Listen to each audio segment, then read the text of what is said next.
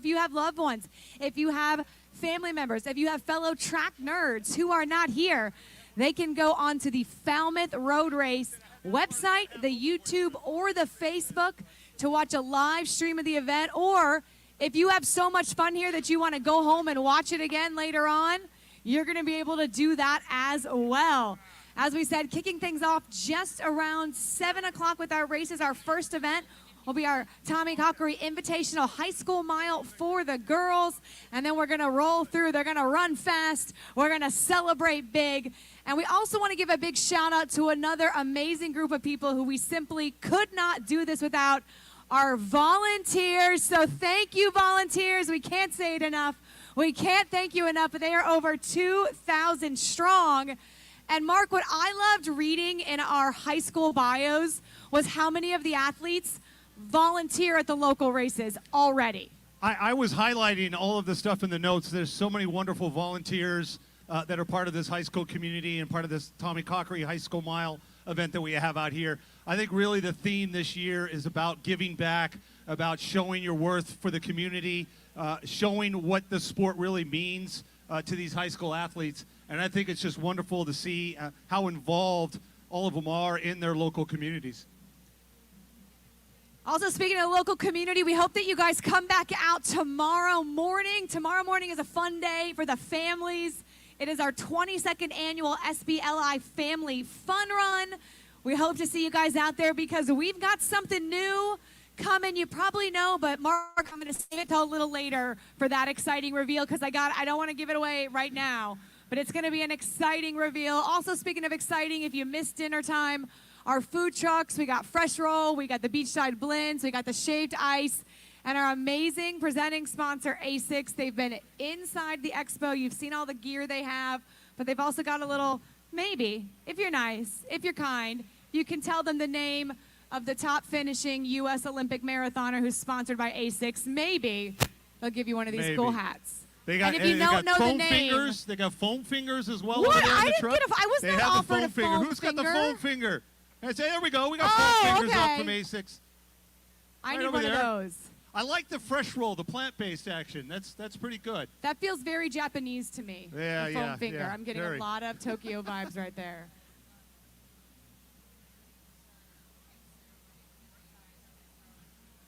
As Carissa mentioned, we got some exciting stuff happening later on tonight after our races. Do make sure you stick around. We're not going to tell you quite yet, but do definitely stick around. And then a lot of great events tomorrow. And this is all building up to Sunday, Carissa. It's just going to be a wonderful, it looks like beautiful weather all through the weekend. And we've got a really amazing race planned out there for Sunday morning. We do, and I make it a policy to not talk about the weather. Remember that Mark said it first. But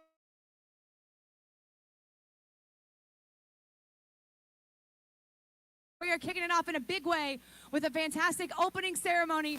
So please give it up for our Director of PR for our Falmouth Road Race, Meg. Thank you so much. Good evening, everybody.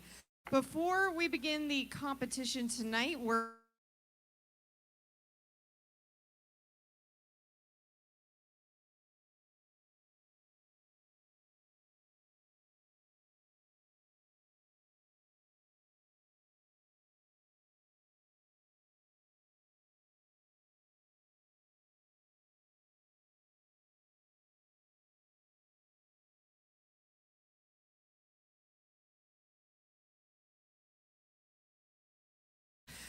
we'll also share some special reminders and insights for our participants racing on Sunday and a little bit more.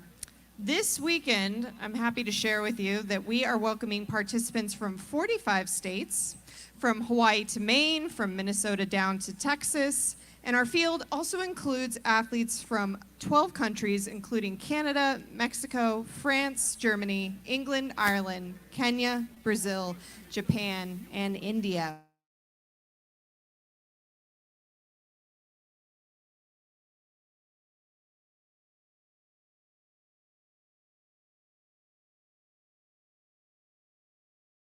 Leonard and his friends ran from Captain Kidd in Woods Hole to the Brothers Ford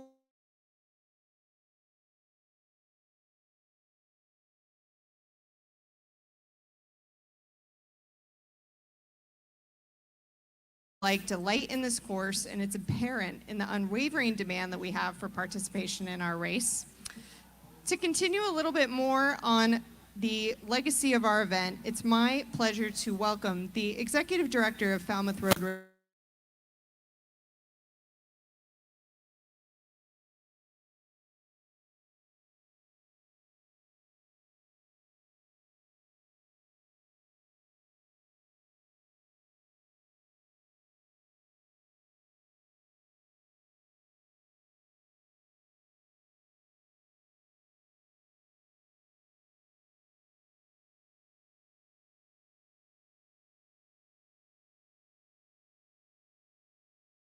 Back in 1973, they created not just a race, but a lasting legacy.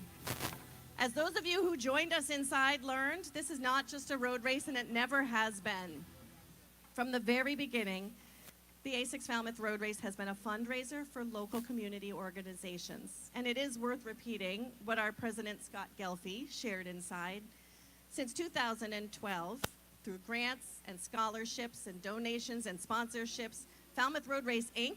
has given back over $5.4 million to local organizations.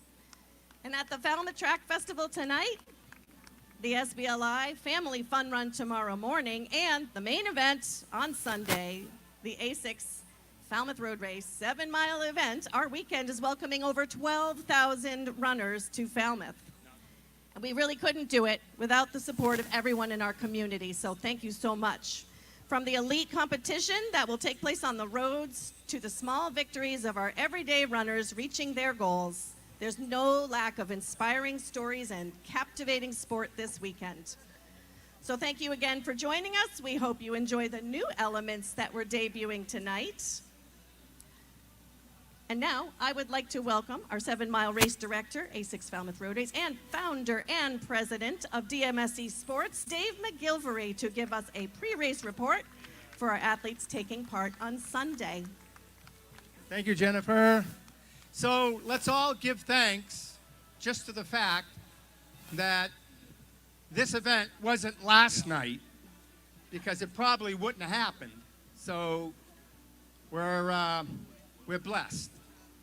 Also, the Olympics may be over in Paris, but I guess you could almost say they're here in Falmouth. You're going to see some of the greatest runners, road runners and track runners, not only in the country but in the world, participating tonight and on Sunday. So the Olympics continue here in Falmouth, Massachusetts. I always say to my staff at DMSE Sports, never, ever say we're all set until the gun fires or until the last banana peel is picked up at the end of an event. But I have to admit, right now, we are almost all set. Started setting up on Monday, and it's taken an entire week to do what you're seeing here, what you'll see tomorrow, and what you'll see on Sunday. This stuff just doesn't fall out of the sky. A lot of hard work by a lot of dedicated people. On the Falmouth Organizing Committee, mainly Jennifer Edwards and Megan Faulkner and their entire team. I want to express my appreciation to Tom Maglio from our team at DMSE for helping to organize tonight's event and tomorrow morning's kids event. So a lot of people, a lot of dedication behind all of this to make it all happen. So thank you very much to the entire team. Speaking of team, one of the most amazing teams associated with a road race is the medical team here in Falmouth. And Chris Trianis and Dr. John Jardine head that up. And hundreds of medical volunteers keeping our runners safe. So at this time, I'd like to bring up Dr. Jardine to say a few words. Round of applause for our medical director, Dr. John Jardine. Thank you, Dave. Thanks very much. I'm the person you least want to see at the finish of the Falmouth Road Race. So I'm going to give you a couple of hints how to stay out of the medical tent and out of medical care.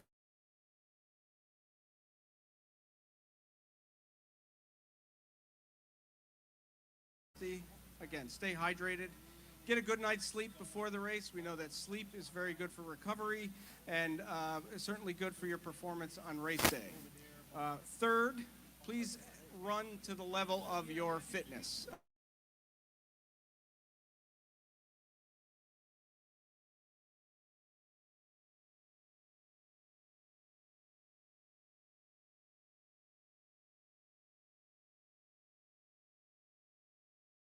Nauseous, you're vomiting, have a headache, feel confused, seek out one of our medical volunteers. We have over 250 volunteers this year to keep you safe at the race.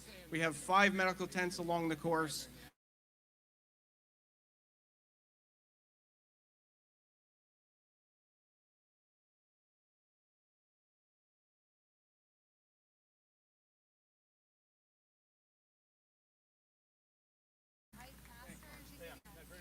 All right, everybody. Well, that is the reason that we have such a wonderful experience here at the Falmouth Road Race, an incredible team that helps bring the race to life. As we prepare for the Falmouth Track Festival presented by ASICS, I'd invite you to enjoy some of our great food trucks, visit the ASICS van that's giving out some very cool merch.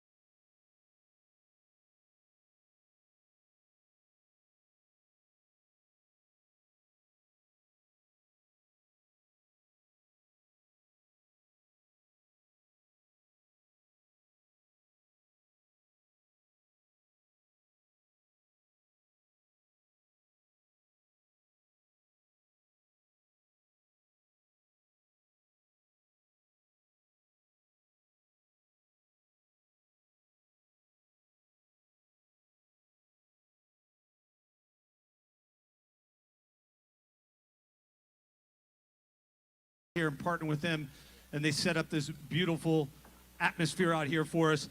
But again,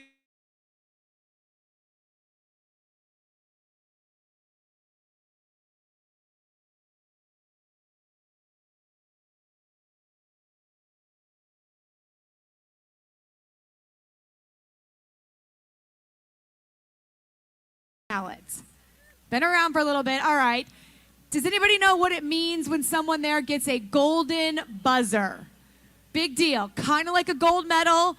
I'm from Orlando, from Walt Disney World, kind of like a fast pass. All kinds of good things. So what we have done today to make sure that this event is not only entertaining on the track, but it's going to be entertaining in the air because tonight, after we wrap up right around 8:35, because we need it to be dark, is the inaugural Falmouth Road Race drone show. And the reason I ask you about America's Got Talent is because Sky Elements Drone Shows, who is putting this on, they are recognized nationwide because they were on America's Got Talent. And they got a golden buzzer. But here's what I'm super psyched about. I've not seen the show. I have no idea what's going to happen. But I have been told that the drone show, and this blows my mind, is going to walk us through the history of the Falmouth Road Race. What? And it's going to have surprise elements and recognizable icons in the sky. So there's 300 drones right now. They're being set up on the football field, and the show will go off as soon as the elite races are done. How cool is that? Right? A drone show about running? Come on, track nerds. That's super exciting. So that's tonight. That's new. What's also new, we're here on Friday for our track festival presented by ASICS. And then tomorrow morning, we're going to give the kids a chance to get out here to move their little legs, for parents to get out a little extra energy. Our 22nd SBLI Family Fun Run. And there's a new element to that too, because we want to keep raising that bar. Do we have any Boston sports fans here? I don't know. Do you guys like your sports in Boston? Your Red Sox, your Patriots, your Bruins? I love McGilvery when he talks because he has that great Boston accent. But we've got a mascot race. So for your little ones, or let any families that are local know to come on out tomorrow, a very competitive, stacked mascot race field. Pat the Patriots. We got the Boston Bruins Blades. Wally, the Green Monster, is going to be here with his little sister, Tessie. And then we've also got the Falmouth Fire Department with McGruff, the crime dog. So lots of exciting stuff going on today and tomorrow. But from beginning to end, we're going to give you excitement in the racing and in the air. And we are so grateful that you're here. We're also grateful for our athletes who are lacing up their sneakers on Sunday. Our everyday athletes, our weekend warriors, our moms and dads who have been training for this 7-miler, or maybe this is their highlight race. And we know that a lot of these athletes that are going to race on Sunday, we're going to watch the elites, but it's the middle of the packers, the back of the packers, the people who have these amazing stories that build the strength of this endurance running community, and we want to hear them. So Coxswain Media, if you were inside the expo, you probably saw them. They're going to be broadcasting live. They're playing music, but they want to know your story about why you're here, why you're taking part in this event. We have a woman that we already heard of that has ALS that is out there running. She's out running. She's recording her stories for her grandkids because, unfortunately, we all know that ALS may at some point take her voice. Those are the stories that give us goosebumps. Those are the stories that sell us on the power of the endurance running community. So if you have one of those, head inside the expo tomorrow and tell them at Coxswain Media all about your special story, because we've been doing this since 1973, but we couldn't have done it that long if we didn't have amazing athletes with amazing stories to inspire us to keep going. So that's just, there's a lot of exciting things going on. That's just a few of them, and we're going to get to the action on the track in just a little bit. First race is going to be our high school girls invitational mile around 7:10.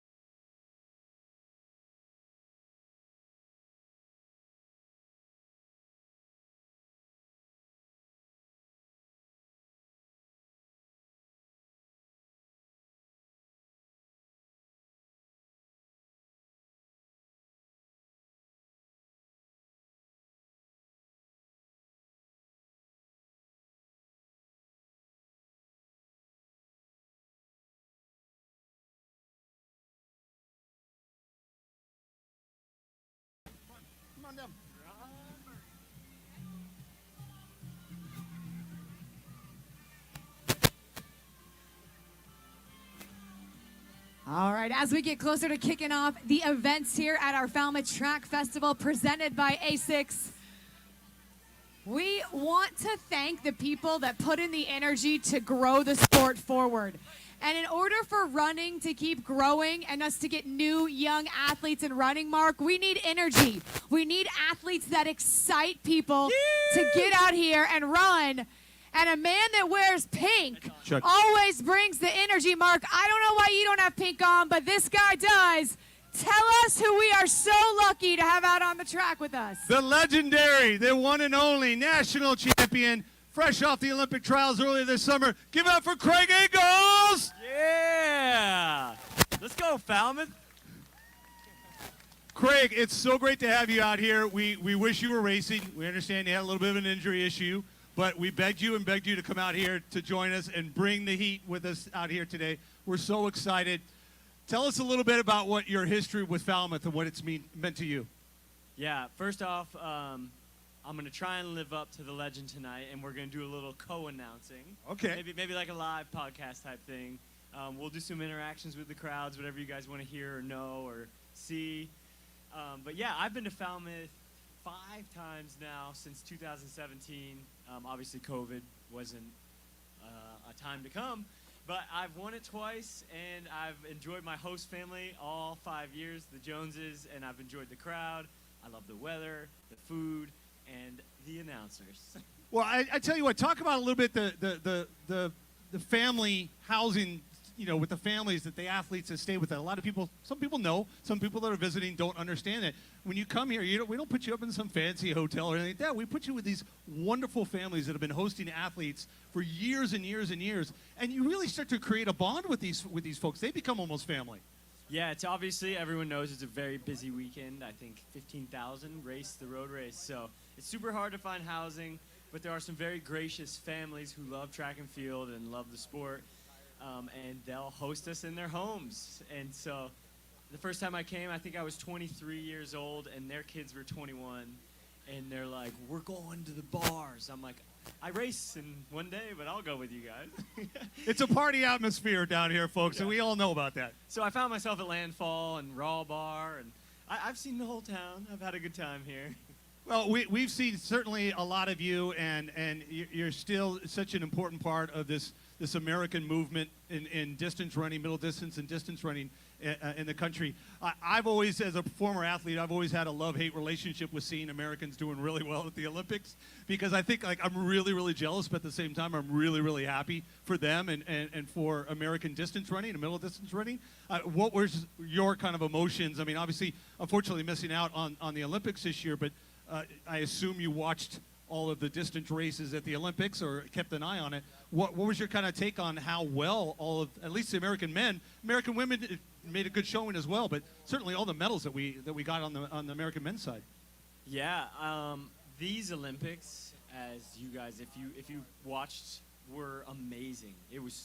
There's so much energy, and my friends actually all booked travel to Paris just in case I made the Olympics. And when I didn't, they're like, so do you still want to come with us and have fun? And I ended up going and watching the track and field in person. Oh, wow. Okay. Yeah, I missed Ben Flanagan's race. Ben's a 3-time winner, 3-time participant in Falmouth. Yep. But I got to see some really cool races. I tried to see synchronized swimming, but it was sold out. I wanted to see rock climbing and other swimming, but I missed out on it. But it's hard to watch for a very small group of people that almost made it. Yeah. And yeah, I found myself there being like sad, but also excited for the United States. Yeah. What was your favorite sport outside of track and field that you watched there? I watched the breakdancing. Oh! I don't know if you guys watched it, but it was good. Can we get a do you do a little bit of sample? breakdancing? Yeah, there it is, right there. There. Team Australia is coming for you. Now, Yeah, Craig, I have a the question for viral. you. Craig, I want to say I think it's really cool that you went and watched, because I think all of us who are fans of the sport know how close you've been to making that Olympic team, and that was a really cool thing I think that you did. I want to know, in terms of jealousy, Cole Hawker had a great race, and he got a lot of credit on social media for his hair, like the meme or like this guy's going to go run and sign the Declaration of Independence. You are known for your great hair, so were you a little jealous of that too? this is the first I'm hearing about it. You didn't hear, I'm sorry. Yeah, they like, this dude just won a gold medal, now he's going to go sign the Declaration of Independence because he had the little ponytail there. But I love your hair. It's evolved over the years. So now maybe, is there like a hair rivalry going to happen? I think so. And obviously the gold medal helps him a little bit. If you guys didn't know, America went 1, 3, and 5 in the Olympics in the event that I run. So it was super hard to make the team, unfortunately. That's why I had like mixed emotions. But it was cool seeing America do so well, but yeah, same thing. I mean, I ran the steeplechase, and to see, you know, somebody medal in the steeplechase when that was always a dream of mine back in the day. It's like a love-hate relationship that you have with that. You're so proud and you're so excited for that athlete, but you're just like, I wish that was me. So moving forward for you, I mean, obviously, let's get over this injury. Let's hope it's nice and swift and fast and move on and no repercussions from that. What's kind of like what's the next 2 or 3 years for you? What are we looking at here? Obviously, you'll be coming back to Falmouth next year. That's a no-brainer. That's a given. Yeah, you can find me eating lobster rolls in Falmouth every August. So 20th. talk about like what's your preparations? Obviously, you know, we're going to have an American Olympics, you know, coming up here in 4 years, but got some World Championships coming up and some other big meets. Yeah, so I am actually flying back from here to California, and I'm moving into my RV. So till the next Olympic trials. If you don't know, this man is like the coolest cat in track and field, living in the RV, old school Steve Prefontaine style. So this is raw, down to earth kind of people here. But yeah, hopefully I'll just be traveling around the country, training wherever I want, whenever I want, and my host family leaves for the winter, so I might come train here with Ben Flanagan for a month or two, or just do whatever I want, you know. Well, if you roll up in the RV, I'm only an hour and a half away. I'll come down and join you, brother. You got a sewage dump? I got you. Oh, yeah. Ladies and gentlemen, Craig Ankles, let's give it up for him. And Craig's not done. He's going to help hold the brake tape. We're going to keep him around, keep his energy. We might give him a little tryout on some little color commentary for one of the races. You want to start your tryout now? I'm just hoping I don't get canceled. All right, you're not going to get canceled, but I'm gonna put you under a little bit of pressure. So our prize money for the men starts at going under 354. How many, if any, men will go under 354 today? I think you guys are going to see a special one tonight. If you guys could get as loud as possible during the race and there's no wind, it's this temperature, I think there's going to be 8 guys under 354. You just made some bankers very nervous. They're going to be paying out some prize money tonight. Yeah, whoever's funding the race, I'm sorry. But for the crowd, you guys are going to love it. Well, again, right now we are approximately, I would say about 10 or 15 minutes away from the races to start. We're going to have a few more folks that we're going to be introducing up here to get things started and underway. Again, if you want to check out the live stream, or if you want to tell somebody to check out the live stream of tonight's events, make sure you send them on to Falmouth Road Race website, Falmouth Road Race on YouTube, as well as Falmouth Road Race on Facebook. And, again, we'll have our Tommy Cockery High School Mile. We got some great athletes from around this area that are going to be representing the wonderful and lovely spirit that was Tommy Cockery and what he represents. And we'll get things going on in just a few minutes, folks. Woo-woo. If anyone has any questions or wants to know anything that they want to say over the mic, let me know.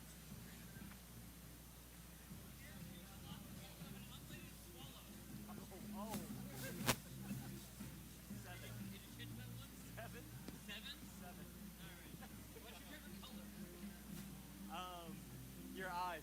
My eyes? Which color are they?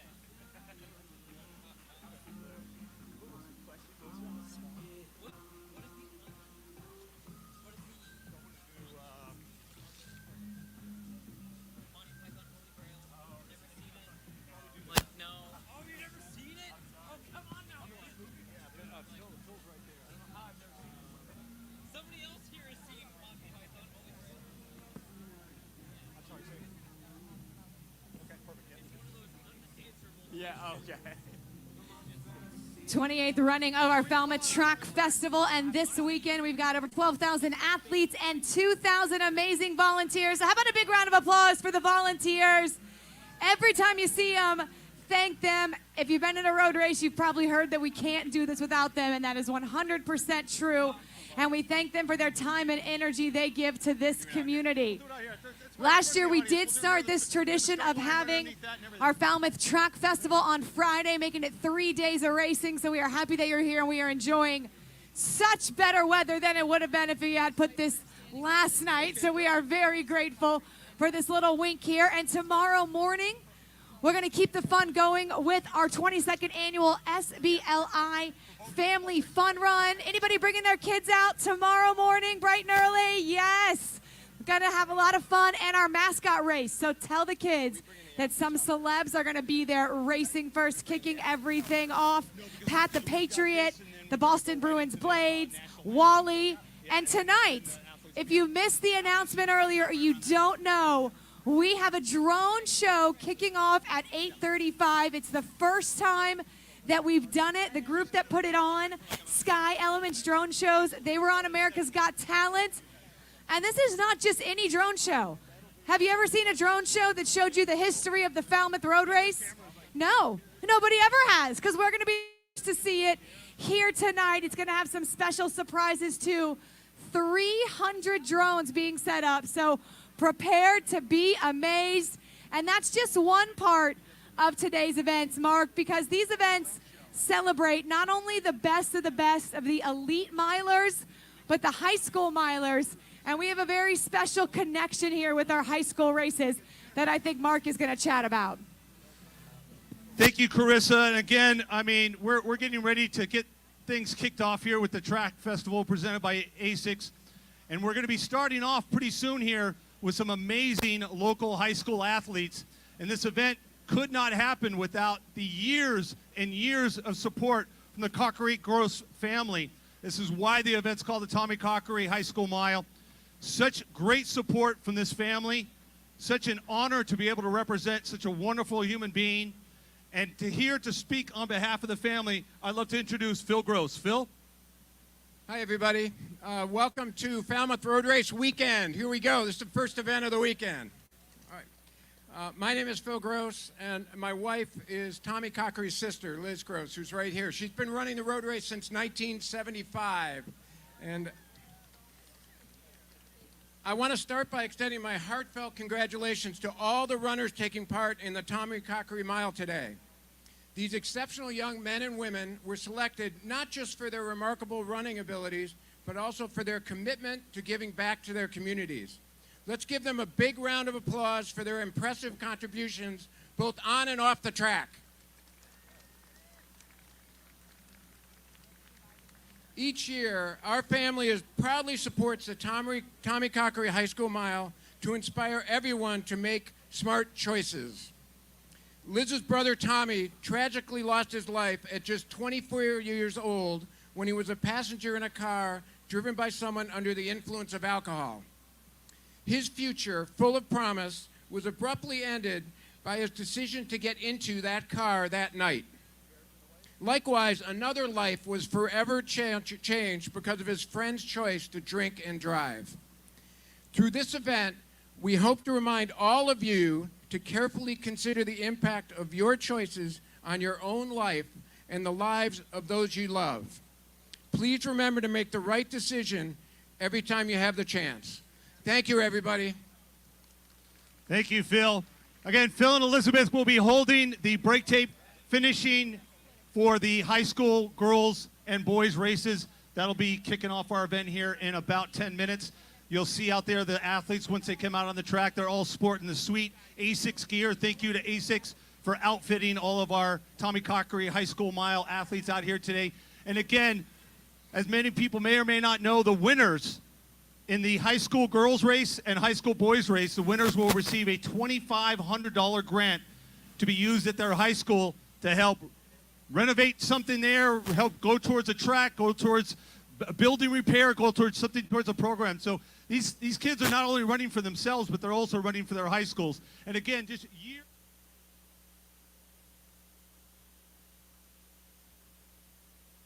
to be out here again, and we're so excited to have them kick off the track races out here today, Chris. 7, 6. That's right, and as we talked about track races happening here today, a lot of you visited the expo, and we want to thank Cox Swain. Well, hi, everybody. Welcome to the James T. Kalperis Track. at Falmouth High School on Cape Cod. I'm Tony Revis, along with President of the Falmouth Road Race, Scott Gelfi, just back from the Paris Olympics. We kick off the Falmouth weekend, the 52nd Falmouth Road Race weekend, brought to you by ASICS, with a series of Falmouth miles. We got 2 high school miles, we've got 2 wheelchair miles, and we have 2 professional miles. It's a first night of competition, Scott. We had big rains came through the area yesterday, cleared out. Excellent day for racing, and the crowd has showed up. Yeah, it's perfect out here. We got clouds. It's kind of cool. No wind. Usually this whole backstretch, you got a wind in your face. So I think we're looking at some fast times tonight. Yeah, the window for the World Championship for 2024-5 rather, opened up on August 1st. And that means both the professional men and women are looking for very fast times to try to get into that qualifying window as soon as they can. So the first race up will be the Tommy Cockery Falmouth Miles. These are for high school kids in Massachusetts. And we'll have them coming up shortly. It wasn't a lot, so that support was a big, big deal. And we are excited this race still continues to give back to the community. And we've been doing that from the very beginning. And the last thank you I want to throw out as we get closer to the start is again to ASICS, our presenting sponsor. Yeah. They are helping make today's Bye. event happen. We're turning our backs on you. I'm not even sure where. I didn't hear anything. I'm not, yeah. But so we thank ASICS did that work? and also for helping No, he us doesn't get know. out there and run their amazing line of shoes. Yeah, I don't. This is on one of my favorite graphically designed We just ASICS shoes. we just do what we do. Thank you They to do what they Craig do. Eagles. Yeah. Thank We don't you worry to about what our they do. team for We playing the YMCA, because does this mean that I have to make you all do the YMCA? Is it illegal if we don't do it? He's ready. I think that's what Mark's job is. He's down on the track. So you're going to lead everybody in the YMCA, and that's why Dave came out to him, because it's actually his favorite song. Gotta do it. Gotta put those arms up. Let go tonight, folks. You see what I did there,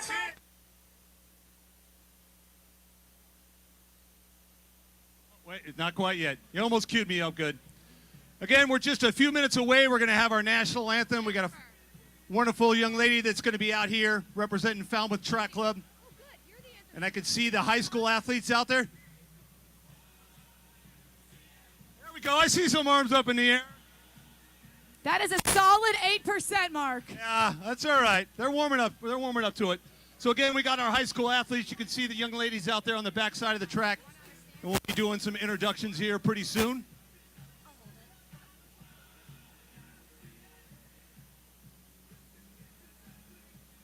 We've got an amazing elite field in both of our races tonight. For the women, 2-time NCAA champion and last year's runner-up, Danny Jones, is here. And the 2024 Sir Walter Myler champion, Dorcas Ewoy, coming off a fantastic summer of racing. It's going to be hot, as Craig said. And then the men's, too, a previous champ, Paul Ryan, is here with Josh Hoey, who placed 4th in the 800 meters at the Olympic trials. And as we're talking about our elites, you're going to hear a lot of athletes who got out there, qualified for the trials. Some of them made the finals. So it's been a big summer of racing, and it doesn't feel like summer right now. And that's going to show that clock just how quick these athletes can be.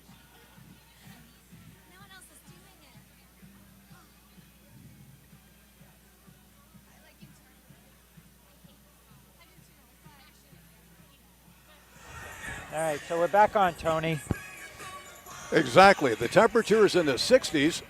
Cool as a nice breeze out there. We've had the past where the miles here at Falmouth. Looks like the high school girls are getting ready. They're all lined up.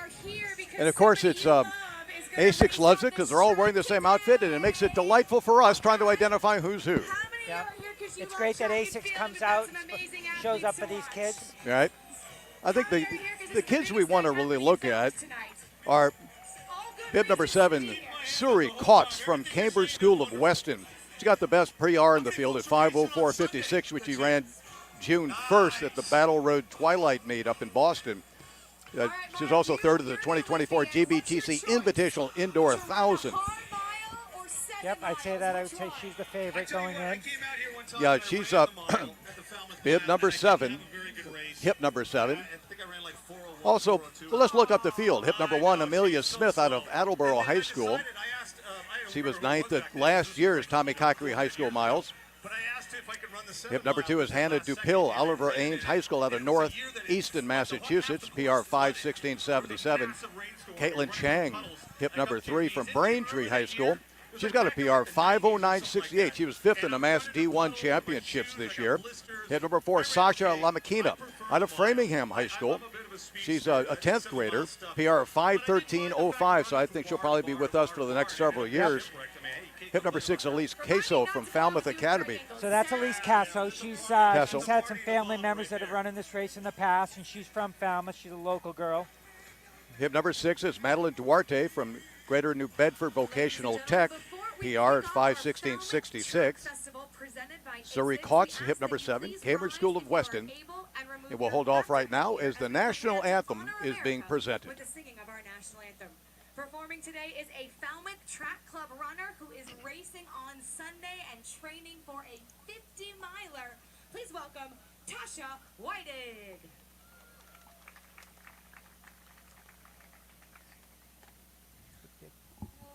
She's out.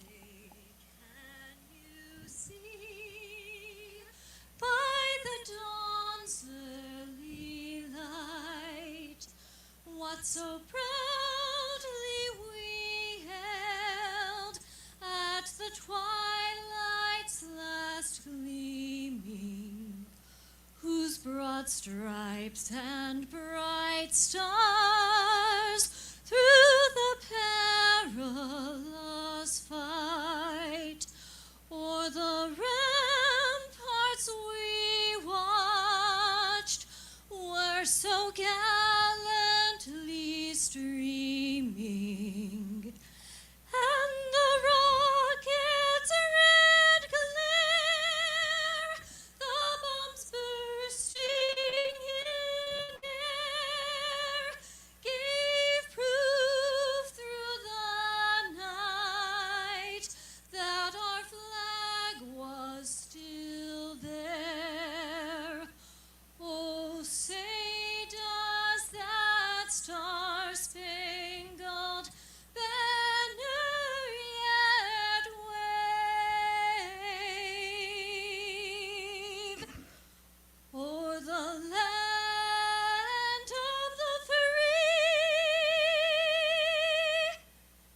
and the home of the brave? Tasha Whited, everybody. Tommy Cochran And good luck. girls Woo! 1-mile race about to get underway.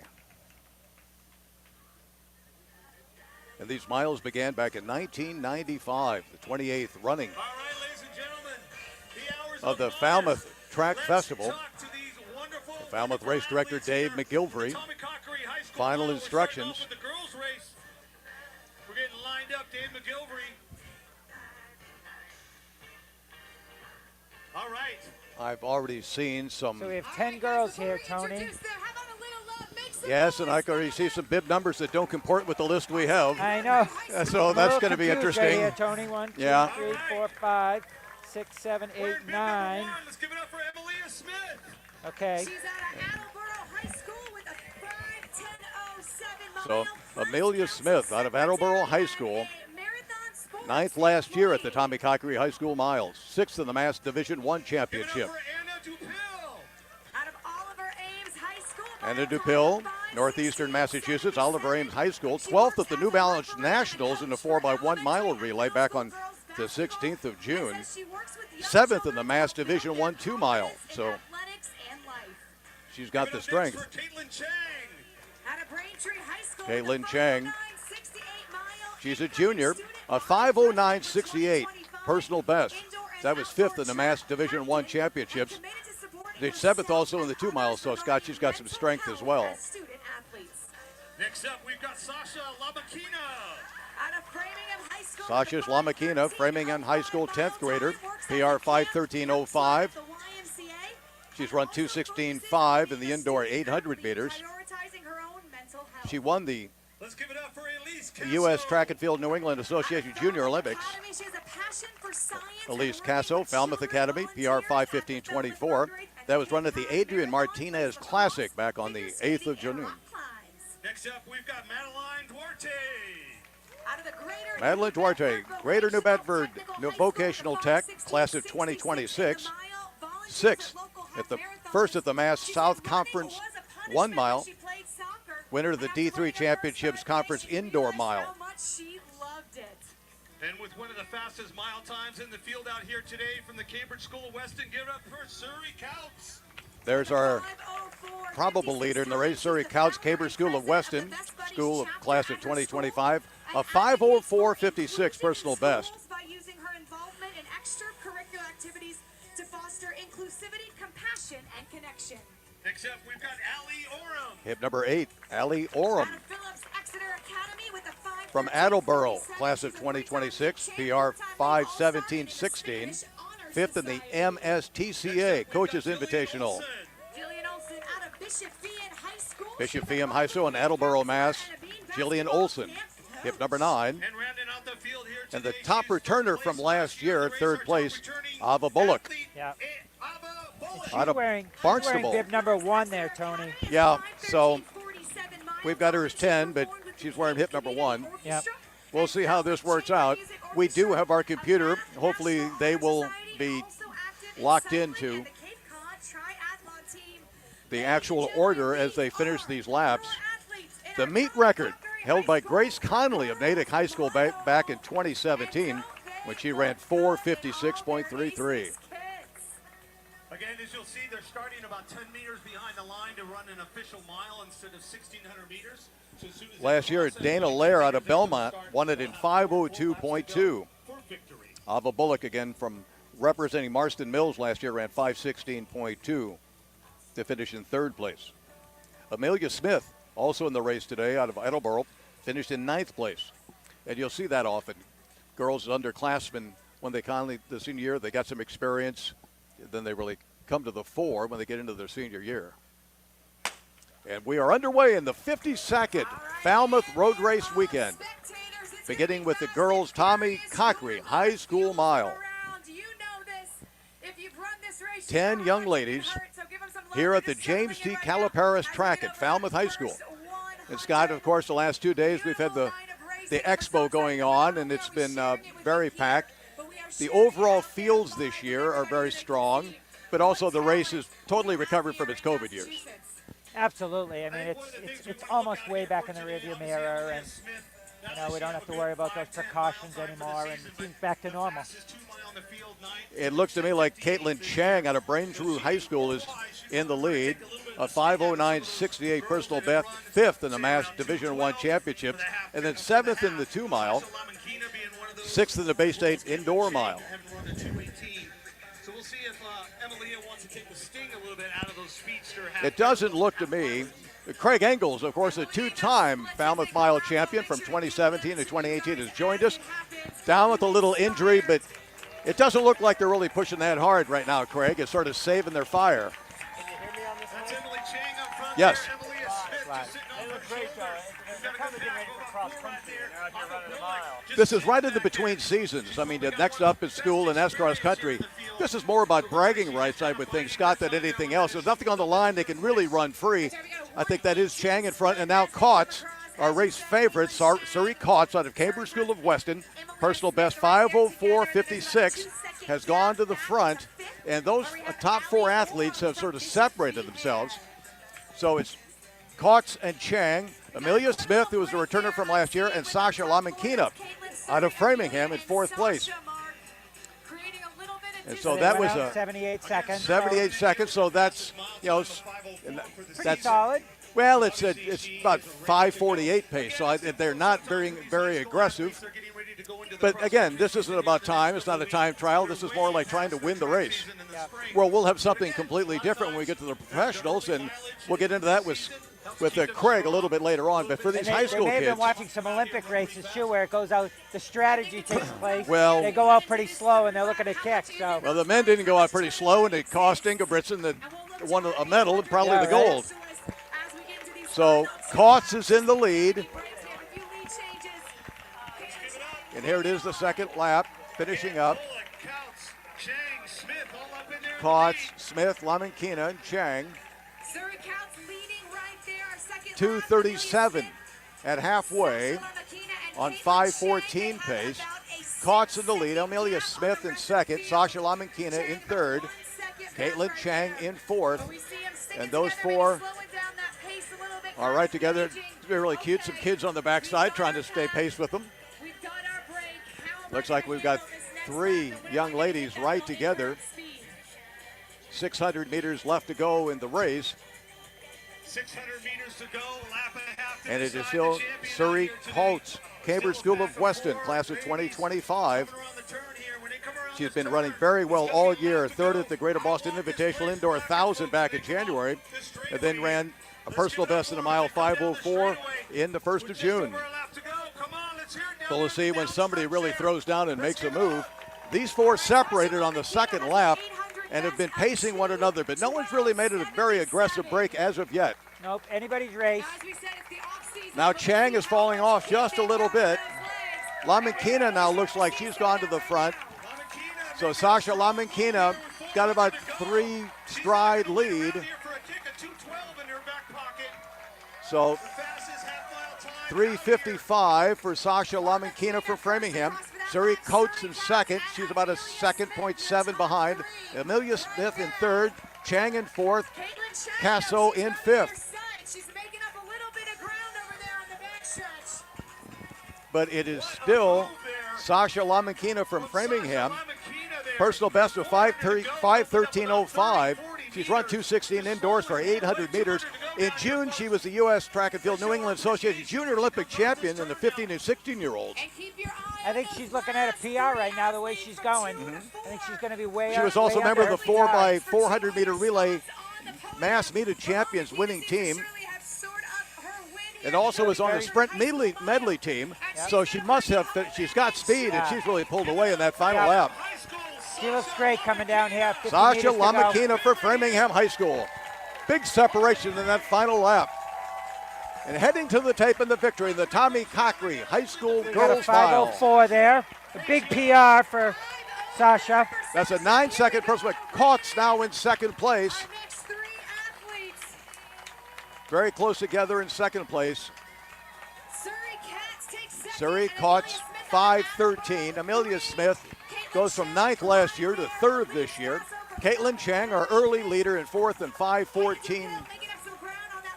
And in 5th place, Elise Casso from Falmouth Academy in 5:17. Hannah Dupill in 6th place from Oliver Ames. Ava Bullock, the top returner from Phillips Exeter High School in New Hampshire. 3rd last year, but this year Scott 7th place in 5:24 with Allie Oram from Bishop Feion High School, 5:25. Jillian Olson in 9th, and Madeline Duarte from Greater New Bedford Vocational Technical in 10th place in 5:46. I don't usually run the mile, so I was just trying to stay with the girls who were. I have so much respect for this field. It was really a great field, and I just wanted to stay with them and then use my 800 speed to just take it home. Where are you at right now in your preparation for the fall season? So I do cross country in the fall, so I'm just trying to build my mileage, get some speed work in. What does it feel like to actually come out here on the track like this late in the season? Obviously, track seems like, eons ago, and you're obviously thinking about the cross country and the trails and the grass and what have you. What is it like to come out here on the track? It's awesome. This event is honestly, really cool. I love the atmosphere and just, the people who put it together. It's just awesome. Let's give it up. Sasha Lamankina earning $2,500 for her school from the Cockery Gross family. The winners of the Tommy Cockery Earning Mile, that- Scott, do get a $2,500 donation to their schools. So it's a very special relationship that the Cockery family has with this race. And rounding out the podium, Surrey Kautz and Amelia Smith, your top 3 in our Tommy Cockery High School Mile. And next up will be our Tommy Cockery boys race. Last year, Alex Carew out of Milton High School ran 4:25.7. But the boys' record was set 2 years ago by Marcus Riley. He ran 4:17.99, breaking the record by Tyler Brogan from Franklin, Mass. In 2019, who ran a 4:21. Some kids who can break that time. Yeah, and we have 2 twin brothers, too, the Gardner twins. Silas has had a heck of a year. Two twin brothers? Yeah. Two. Did I get that right, Tony? But you know the Gardners, of course. The Gardner twins. But those brothers are not alone. There are a lot of Gardner brothers that have been Yep. running in the Falmouth Miles for many, many years. Yep. Henry did it, and Caleb. Yep. Caleb was putting the elite fields together Yep. for the last several years here at the Falmouth Road Race. But Silas has had some good performances here in this early spring, I know, in high school season. Falmouth High School class he got of his mile down to 2026. 4:16. I think he ran a low 2 mile as well. So and he's just finished his sophomore year, going into his junior year. Right, so there's good things ahead for him. He was fourth in the Tommy Cockery High School mile last year, running 4:32. But just to give you an idea, at the state meet, he ran 4:16.3 this year, so that's 16 seconds faster. He was sixth at the 2024 Mass Meet of Champions in the mile in a PR 4:16.3. So Silas Gartner, hit number 6, but Noah Brilliant out of Plymouth South, 4:30.78 is hip number 1. Christian Amaral, Plymouth South also, class of 2024, a 4:37.7 personal best. Hip number 3, Sean Parham from Norton High School, PR 4:42.24. Third at the 2024 Mass D5 800 meters. Fourth is Logan Walsh, Ludlow High School, class of 2025, winner of the Mass D4 championships. Watch out for him. Dylan Riley, younger brother Marcus Riley, our meet record holder. Dylan, class of 2025 at Northbridge High School of Whitensville, has a 4:31.5 personal best. Fourth in a Mass D6 800 meters this year. Number 6, Silas Gartner. And there is Silas Gartner, Falmouth High School class of 2026, fourth in the race last year. He's got the fastest PR in the field at 4:16.3. Ethan Schulk, Lincoln Sudbury Regional High School, PR 4:18.7, ran that indoors at BU earlier this year. Nathan Gartner, Falmouth Academy, one of the twins, class of 2026. Brother Henry was fourth in 22, brother Caleb fourth in 19. Joshua Greer, Bridgewater Raynham Regional High School. He ran 4:38.84 for the Trojans this year, fourth at the SEC Championships Mile on May 13th. Akalesh Makadar, Acton Boxborough Regional High School, class of 2025, PR 4:47.52. He was a ninth in the Dual County League Indoor 1000 this year. Once again, the record, 4:17.99, in jeopardy with this quality of field. We're looking at Logan Walsh, Silas Gartner, and Ethan Shook. Those are the three guys that we've had our eye on. That's Dylan Riley's older brother, so he's got a little bit to live up to, Dylan. Let's show up, brother. Let's see how they do. It's a tactical race on the girls' side. We'll see how the boys do. Gun is up. They're nervous. Getting a little edgy. That's a good sign. This time they are away. Tommy Cockery, High School Boys Mile. Bring it, Amaral, Parham, Walsh, Riley, Gartner, Schultz, Gartner, Gear, and Mactadar. And it looks like they have gone out with a little bit more energy, but they'll settle in right now. No pace setters in this. We do have pacers in our professional miles, but not in the Tommy Cockery miles. Nope. Should be a good race, should be a fast race. And they seem to have settled into their pace right now, and once again, they're taking one another's measure right here. Let's bring Craig Engels back into this. Craig, what are these kids looking for in the first lap of a race like this? Brother, I would hope they're out here looking to have some fun. And I'm sure they are, but you also Let's show want our to get out respect, hard. folks. Let's give it up for these young In men. the middle of the race, you want to run harder, and you want to close even harder than that. Coming out here with 3 laps But to go. We got tactics all the means six so cars much at going these to middle reach each distances. other. And they're not aggressive, but it's solid. You can tell it's solid. We're going to get our splits here for that first quarter. You definitely want to be relaxed through the first quarter. Let's see what they hit there. Sean Parham from Norton. And then 70 seconds, 110, a 4:38 pace. Dylan Riley in second, Nathan Gartner, Joshua Gear, Logan Walsh, Ethan Schultz, that's the top 6. Silas Gartner back in 8th place, but there's nothing to be Eighth place is just as good as first place right here. They're all bunched together. They're picking up a little bit. I like to suppose Silas Gardner is pretty relaxed. He just recently ran 9:07 for a full 2 mile, which is Right. And so what you've got against him is Logan Walsh out of Ludlow High School. I spoke to his dad, Brian, at the Expo, who coaches Logan. He said at the D4 Championships in June at Westfield State, Logan sat until 600 meters to go. Then he took the lead and opened up a pretty good advantage. But then Silas caught him with 80 meters to go, and then Logan was able to change gears, use his 800 speed, and pulled away for the win. So they both ran something similar to that. They ran 4:17 and 4:18 at the D4 Championships in June, so they know one another really well. Looking good, running strong. So we got the Gardner twins in first and second right now. And they have picked it up. 3 abreast at the 800, 2:18. Nathan Gardner, Silas Gardner, Ethan Shook. Sean Parham now at 4th, Walsh in 5th. Yeah, that's one of the. This is incredible. Is that Silas? That's probably Silas, is it not? I mean, it's You know, I'm not really. I think that might be Nathan. unless he's unless he's doing a Ben Zip show set up for 1968 Olympic for Kip Kano against Jim Ryan, showing my age, but.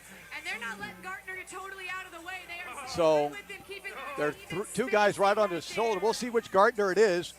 But when you consider that Nate Gardner's got a 450 personal best and Silas Gardner's got a 416 personal best, there's a big difference. They're twins, so it'll be hard to tell them apart. So number 4 Gardner is in first right now. I'm not Yeah, sure. that's okay, here we go. 1 to go. So Silas was in the lead. So Silas is in the lead, 3:21. Shook in second. Nathan Gardner in third. Brilliant. Then Riley. Logan Walsh, who we expected to really challenge, is back in 6th place. And he ain't going to get him. Silas Gardner. You know, Silas had the lead of that D4 championships, and they got caught at the end. And you could tell by the move he made, he did not want it to come down with somebody catching him in that final stretch. So that was really a definitive move he made in that third lap to break things open. Shook is not giving up, though.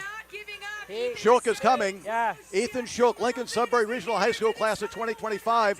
Personal best of 4:18.7. Run indoors at BU this year. And we got Shook a good in second, finish here. Gardner in lead. Can Shook get Gardner? Gardner takes a look. Can he hang on? Silas Gardner, Ethan Shook, right to the wire. And he hangs on in we'll get it, 4:22.7 for Silas Gardner. Ethan Shook, 4:24.9, 2/10 behind. And then Nathan Gardner, a huge PR, in 4:28 in third place. So it's Silas and Nate Gardner going 1-3. It's like Cole Hocker and Yared Nagus at the Olympics for the Americans. Just like that. With Ethan Shook from Lincoln Sudbury. With Logan Walsh in 4th place at 4:32. Noah Bryant in 5th. Sean Parham at 6th. Dylan Riley in 7th. Joshua Gear in 8th. Christian Amaral in 9th. And Akalesh McIntyre in 10th. 800 push as hard He's as I exhausted. could. Had a lot left. I know I could just keep him pushing and hold off the lead. Now, you had a really good 9:06 2-mile time earlier in the spring. Did that help you really kind of keep that strength to continue into this deep into the season on the track? Yeah. I also had a great kick, but I definitely have a lot of strength. I took off from the 800 because I knew I had a lot left in me, so yeah. Was it your strategy to go that early, and did you feel pretty confident when you made that move? Yeah, there's some fast 800-meter runners in here, so I know I couldn't wait that long, so I just pushed it when I could. Silas Gardner, your champion here, and the boys, Tommy Cockery, High School Mile. Let's give it up. He went back and had that memory of the D4 Mass Championships and realized he took the lead, but it wasn't definitive, and he got caught at the end and got out-sprinted in the last 80 meters. And this time, he wouldn't let the 800-meter guys get near him. And with that 2-mile strength, he was able to hold on. But Ethan Schultz. It was close. Ethan was coming on. Lincoln Sudbury High School class of 2025 ran 4:18.7 indoors, and they both ran 4:22, 0.2 of a second apart. in the Tommy Cockery High School Boys Mile. Yep. Well, that was exciting. Let's see if we get more races like that. Now we have Next the wheelchair miles. we have the wheelchair miles. We have 3 women in the women's wheels. But we're having the award ceremonies right now, so let's listen in on that. Are going to be out there handing out the awards, and thank you for the impact you guys make on the community, the meaning you put behind this race, and the important message there as well. Liz Gross, the sister of Tommy Cockery, is here representing the family. What'd you guys think of that racing, spectators? Always exciting when the high school kids get matched up. They're such a strong, Massachusetts is such a strong state for athletics, and with all the colleges and universities and all the professional teams that are around here, I mean, with New Balance being headquartered in Boston, I mean, running is such part of the fabric of the state. Yep. I mean, you look at Mark Coogan. Mark Coogan ran here in Massachusetts and former Olympian and now coaching a lot of great athletes in Boston. And didn't the American coaches in general kill it? I mean, Ed Eyestone with the marathoners and Rooks and the steeplechase. Yep. And Coogan, I thought for sure, I mean, Elle St. Pierre and was going to run better than she did. But, I mean, Ron Warhurst, again, from the very nice track club with Hobbs. With Hobbs Kessler. Yep. And he's working a little bit with Bryce Hoppel as well. Yeah, and Bryce had a great 800, but only got 4th place with an American record. Boys, the 800 high, 141, and you only get 4th place. He was a little disappointed with that. But I think it sort of shocked everyone how fast that race was. Absolutely. It's a different era. Yep. And it was a very, very select crowd. It was under 142, and now there's a slew of them. Yep. So Amelia Smith taking 3rd place in the Tommy Cockery Girls Mile.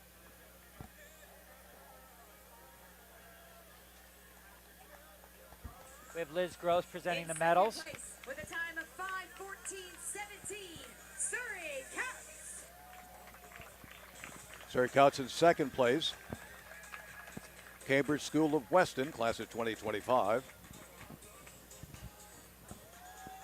And presenting your 2024 Tommy Cockery High School Mile Champion.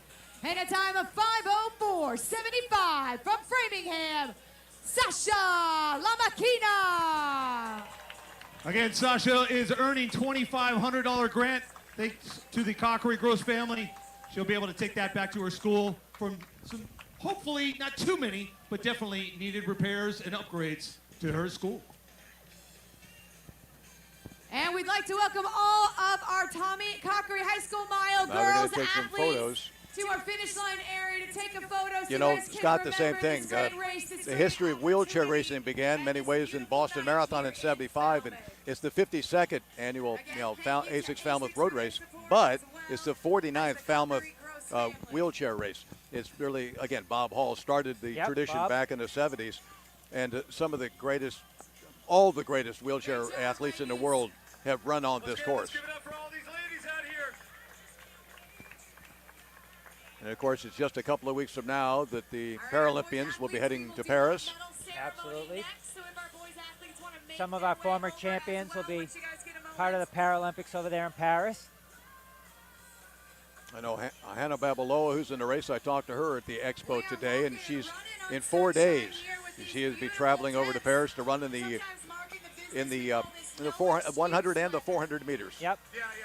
She's a 2-time Paralympian. She's hoping to win here Sunday and then carry some momentum over to Paris. And some of the people like Susanna Scaroni, Daniel Romanchuk, multiple-time Falmouth champions, are not here this year because they are totally focused on Paris. Absolutely.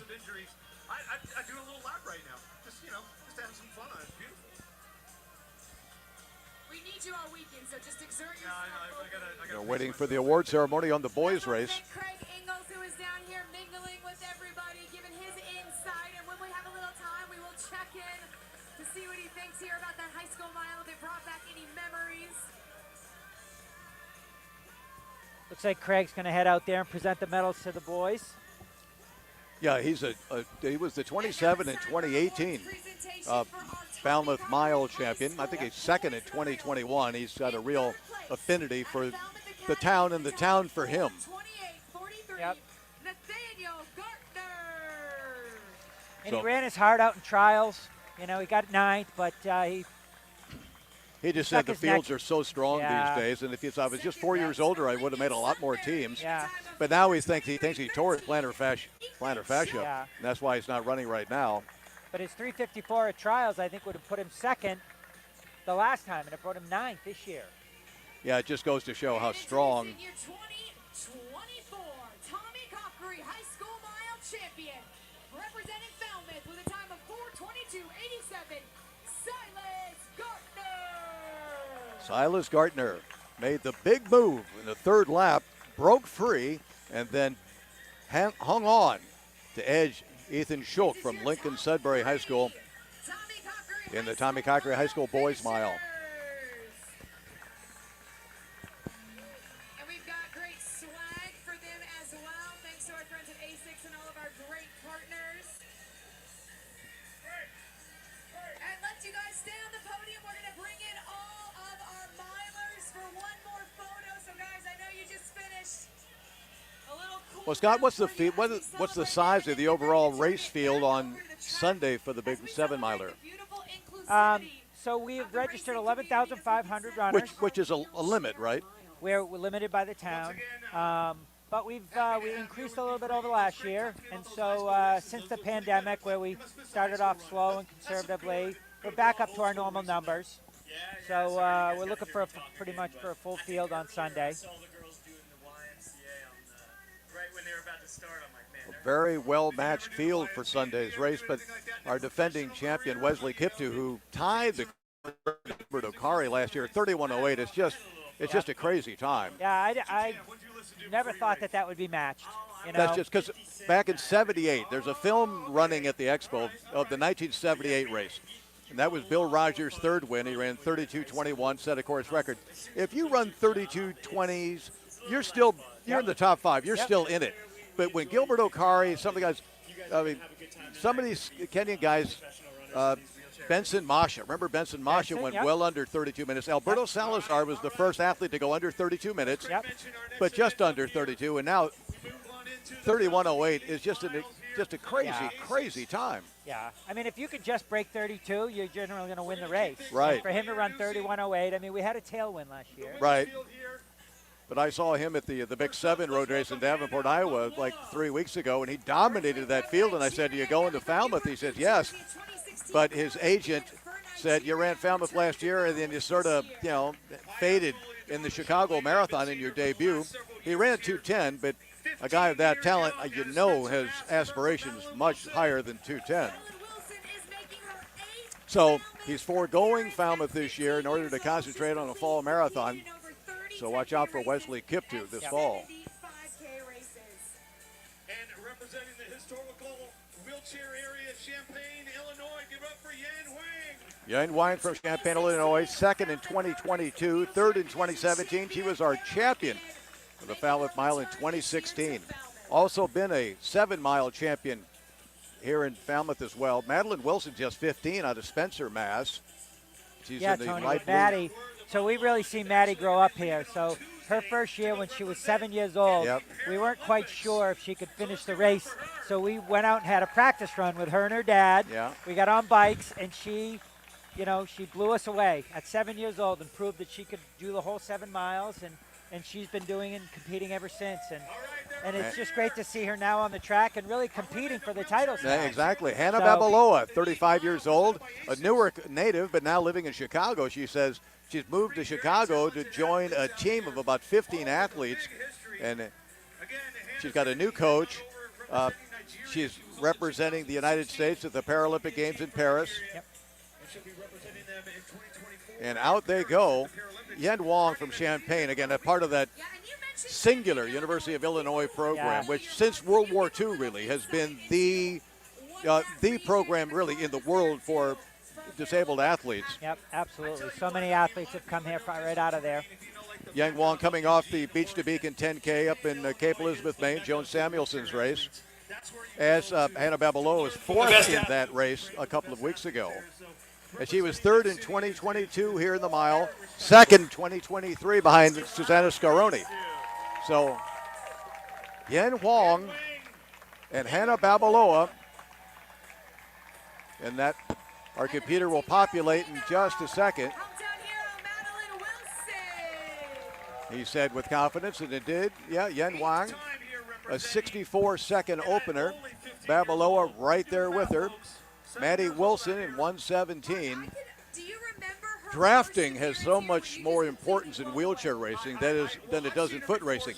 The speed with which they go, the mass sitting in those chairs, you tuck in behind you, you're doing 30% less work in sitting in than you are leading.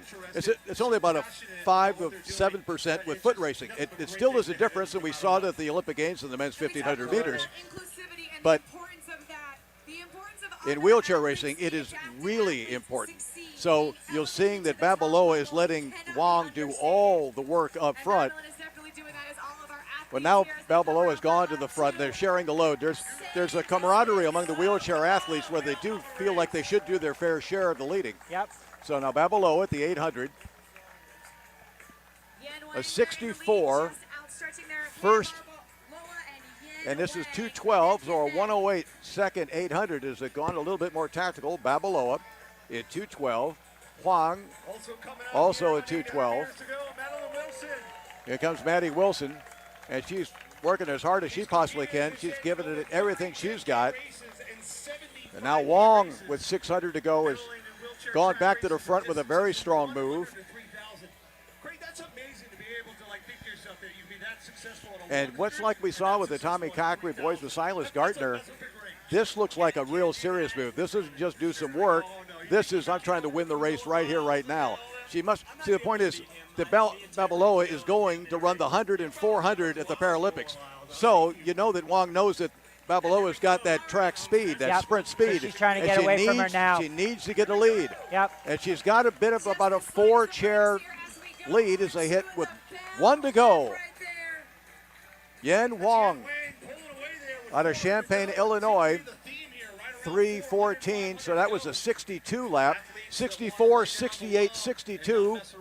Huang and Babaloa is about 1.5 seconds behind, but now it's that lead is increasing with every stroke onto that push rim. 200 left to go for Yen Huang. Second in 2022. She won this race in 2016, third in 2017. The 2022 7-mile champion here at Falmouth as well. Look at Maddie Wilson heading toward 1 lap to go for her. And at the top of the stretch, Yen Huang, Champaign, Illinois, 27 years of age. 3:42 was the winning time a couple of years ago by Susanna Scaroni. And here's the victory right now. The clock a little bit obscured, but it'll populate on our computer right now. Got a 4:12. 4:12. 4:12. So powerful. Hannah Babaloa crosses the line in 4:26. So Huang really put the wood to her in that third lap, opened up a gap and then extended it in the final lap. So 4:12 for Huang, Babaloa in second in 4:26. And Maddie Wilson has about 120 meters left to go in her race.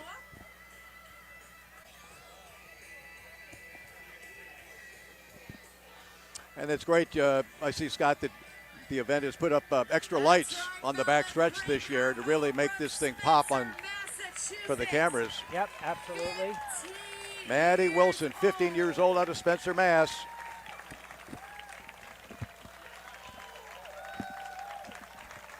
.5:30, 5:24 and counting on the clock. Maddie Wilson hits the line in 5:27.14. We've got the Paralympics that are starting soon. How about the technology on these? these chairs now, Tony. It's just like every year these athletes come back and there's just something new, or it's made of something lighter. And Marcel Hug, the silver bullet out of Switzerland, was sporting like a chair that was developed, I think, by Honda engineers in wind tunnels, and it was like a $30,000 chair. And I think a lot of the other athletes are using like $5,000. And there's just no comparison. I mean, the equipment is just that much better. You look at Formula One racing and you see, Lewis Hamilton winning 7 years in a row or something like that. Then all of a sudden, he can't get on the podium, and it's like everything changes because the machinery has changed. They changed the stats or the requirements. It's just the same thing with these wheelchairs. Whoever's got the best equipment is going to separate, and we've seen who dominate. Super shoes. Like super shoes, but now everyone's got the super shoes. Right. The super shoes just separated the sport from its past, so we can't really compare, today's with the previous athletes. Remember when Jim Ryan, Marty LaCory, and Tim Danielson, and then Alan Webb were the only guys under 4 minutes in the mile for like 40 years? Yeah, right. I think last year, like 4 guys in one race. I gotcha. Grant Fisher and the athletes who had raced before, they did things differently because they'd already been there and experienced it. So next up is going to be the men's wheelchair competition. Our 4-time champion, Daniel Romanchuk, out of Champaign, Illinois, is not with us this year as he's prepping for the Paralympics, where he's in the medal hunt. Let's give a hand to the men's wheelchair field. We have 5 athletes. We're getting about halfway through our program. Just about to be introduced. Our men's wheelchair division here in the Falmouth Elite Mile, presented by ASICS. Again, folks, make sure you stick around later for that drone show that's going to happen after all the races here today. But in the meantime, Carissa, let's hear some names here from our wheelchair division in men. That's right. Let's meet them. Starting with men's wheels. Massachusetts, Del Mayo. 18-year-old Demas Mayo, Jamaica Plains, 7th in the 2023 race. 2022 Sports and Spokes Junior Athlete of the Year. Del Mayo makes his return to Falmouth this year. Out of Chula Vista, California, Miguel Jimenez Vergara. Near my hometown, Miguel Jimenez Vergara out of Chula Vista, south of San Diego, 24 years of age. 2nd in the 2023 Falmouth 7-miler. From Glen Ridge, New Jersey, Tony Nagareta. Tony Nagura, 56 years of age, Glen Ridge, New Jersey. How many times has he won these races? 2-time Paralympian Tony Nagura in the stripes today. From Chicago, Illinois, Jason Beta. From another Falmouth veteran, Jana Simbeda, 37, winner of the Beach to Beacon a couple of weeks ago, out of Chicago, Illinois, 6th in the 2022 mile, 2nd in the 2021 7-miler. Valera Jacob Allen, 23, out of Kingwood, Texas, rounds out our field on the outside. Mayo, Jimenez Vergara, Nagara, Simbeda, and Allen. 3:15 was the winning time by Daniel Romanchuk 2 years ago.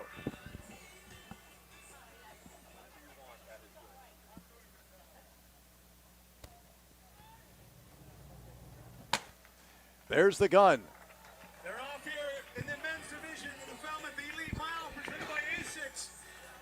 And right to the front, Miguel Jimenez Vergara goes rocketing out. And there's no messing around here.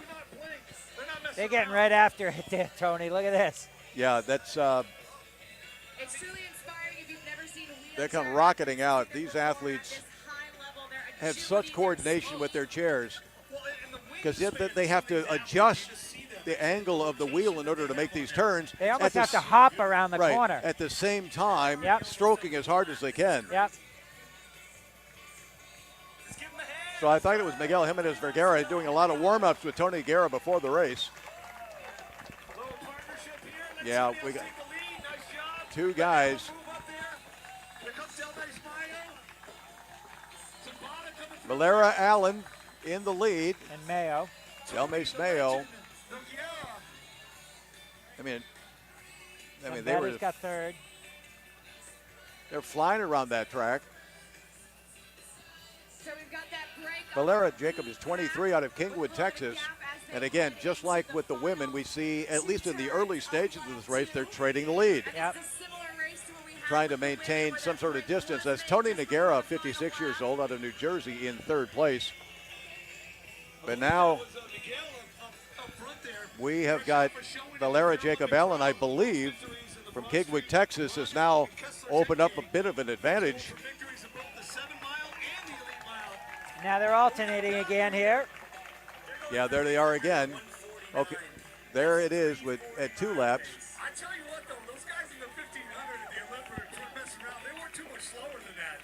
That's true. They came through, they were 152 or something at the Olympics. So that was Yeah, they've been together. Tony right there, 1 and 2.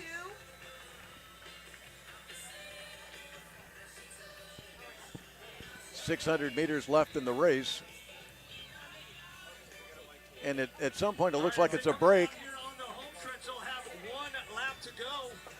And now the advantage is opened up. Miguel Jimenez Vergara out of Chula Vista, California. They have a very good adaptive program down there. The coach, Joaquin Cruz, former Olympic gold medalist at 800 meters from 84 in Los Angeles. Yep. That is Jimenez Vergara, 24 years of age. Valera Jacob Allen, 23, Kingwood, Texas. Joining us up here in the booth is a 3-time Falmouth Road Race champion and Olympian Ben Flanagan. Hi, Ben. How are you? Good to be here. Back from Paris, here to go back to Old Home Week here at the Falmouth Road Race. No place I'd rather be right now. Now, it's you seem to do well. You seem to have something about you in this course that works very well. Yeah, I mean, so far we're 3 for 3, so only job this weekend is keep that streak going. Absolutely. As we finishing off here, the men's wheelchair race for the 2024 Falmouth Track Classic Festival. Miguel Jimenez Vergara out of Chula Vista. He was 2:42 with 1 lap to go. 3:34 there. 3:34. And here comes the runner-up. I don't know what the world record is, but that's got to be close. Yeah, 3:30 a mile is pretty much what they do. Valera Allen second in 3:48. Here comes James Zambada coming on in here. Janice Zambada. 2016 Paralympian, 2-time Falmouth champion. Delmis Mayo coming on in. Let's give it up for him now. Delmas Mayo is in the gray. Looks like he's going to take third place. Tony Noguera behind him. Two-time Paralympian rounding out the field. Your men's Janice Zambada third in Falmouth Elite Mile. 4:02. Delmas Mayo in 4:17. Noguera in 4:21. That's your top 5 in the Falmouth Wheelchair Men's Mile. So Yeah, they fly around this track. We are going to celebrate our wheelchair athletes as we have all of our It's hard to appreciate what they do, Scott, because I always thought people, quote unquote, able-bodied people ought to be able to get into those chairs and see what it's like to try to push those chairs as fast as they do. The amount of training they do is every bit as great as what the runners do. Off the charts. So, and the conditions tonight, Ben. What do you think of the conditions? So you've been out on this track training quite a bit, and I don't know if you've ever had such mild conditions as tonight. No, there is usually a very, very famous big old wind on the backstretch, but it is calm, pretty cool out here. Like, if those guys want to go for it, and girls, like, they definitely can. So, well, I was talking to Craig Engels earlier, and August 1st, the World Championship window opened for qualifying. And in the 1,500 meters, like the women have to go like 4:20 or under, the men 3:49. I mean, the standards at the Olympic Games are just insane. We saw that in Paris, and now they just get. It's almost like the IOC is trying to reduce the number of athletes. I don't know about the World Athletics, but those standards are just insane. Yeah, the standards keep dropping, and athletes have definitely gotten used to going into every year expecting to drop more. The way I understand it is the goal is to always have 30% of athletes qualify via ranking. And the crazy thing is, every time the standards drop, athletes just keep hitting them. So I qualified in the 5K this year, and I end up being number 38, and that was with the standard. So all that tells you is that the standards are going to keep dropping until less guys hit it. You know, the minute you put a standard up, it's just a bar to jump over. When the Boston Marathon first instituted time qualifying, it was in 1970 when they had the first time they got 1,000 runners, so that we can't handle that many. If we put a 4-hour standard, it'll reduce the crowd. Instead, it gave the athletes something to shoot for. Yeah. 4 hours became 350, became 340. In the early 1980s, the standard was sub 250 to get into the race, which is a pretty hard standard for the average runner.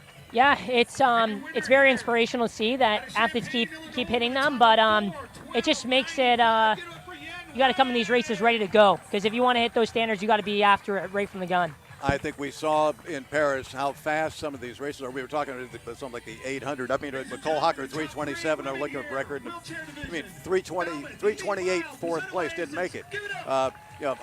What Hobbs Kessler, fabulous. Fifth place in the 1500 meters, just running 329. I mean, unbelievable. Yeah, the times are dropping like crazy. We were all so proud of Hobbs with his performance, and seeing those American guys going 1:35 was pretty incredible too. So the good news is for everyone, training, competing in the U.S. is it's one of the best countries in the world to be a distance runner right now, especially a miler. I think that what happened is that Grant Fisher really showed everyone what was possible in that first final of the 10,000, and everyone kind of rode that energy that he created, including himself when he came back for bronze in the 5. Yeah, I remember back in Rio watching was a really good year for the U.S. With a lot of medals between Jagger and Coburn. Galen Rupp, I believe, would have medaled maybe in the marathon that year, not in the 10K, but I think this Olympics even beat that. In the distance events, the men really, really showed up, and some amazing performances on the women's side as well. But it's really cool to see North Americans compete at the global level and start to get some medals. But look at the coaches. I mean, from Ed Eyestone, out there in Utah. I mean, Ronnie Warhurst. I mean, it's amazing. Going all the way back to Brian Deemer in 1984 in the steeplechase. I mean, athlete after athlete after athlete. It's just amazing what Ronnie's done. First at University of Michigan, now with a very nice track club. But Mark Coogan with New Balance. Yep. It just goes on and on. I mean, the American coaches have really risen, and their athletes have too. And I think what they've done is they now have a belief that they can compete with anybody, and that's the first step toward any success.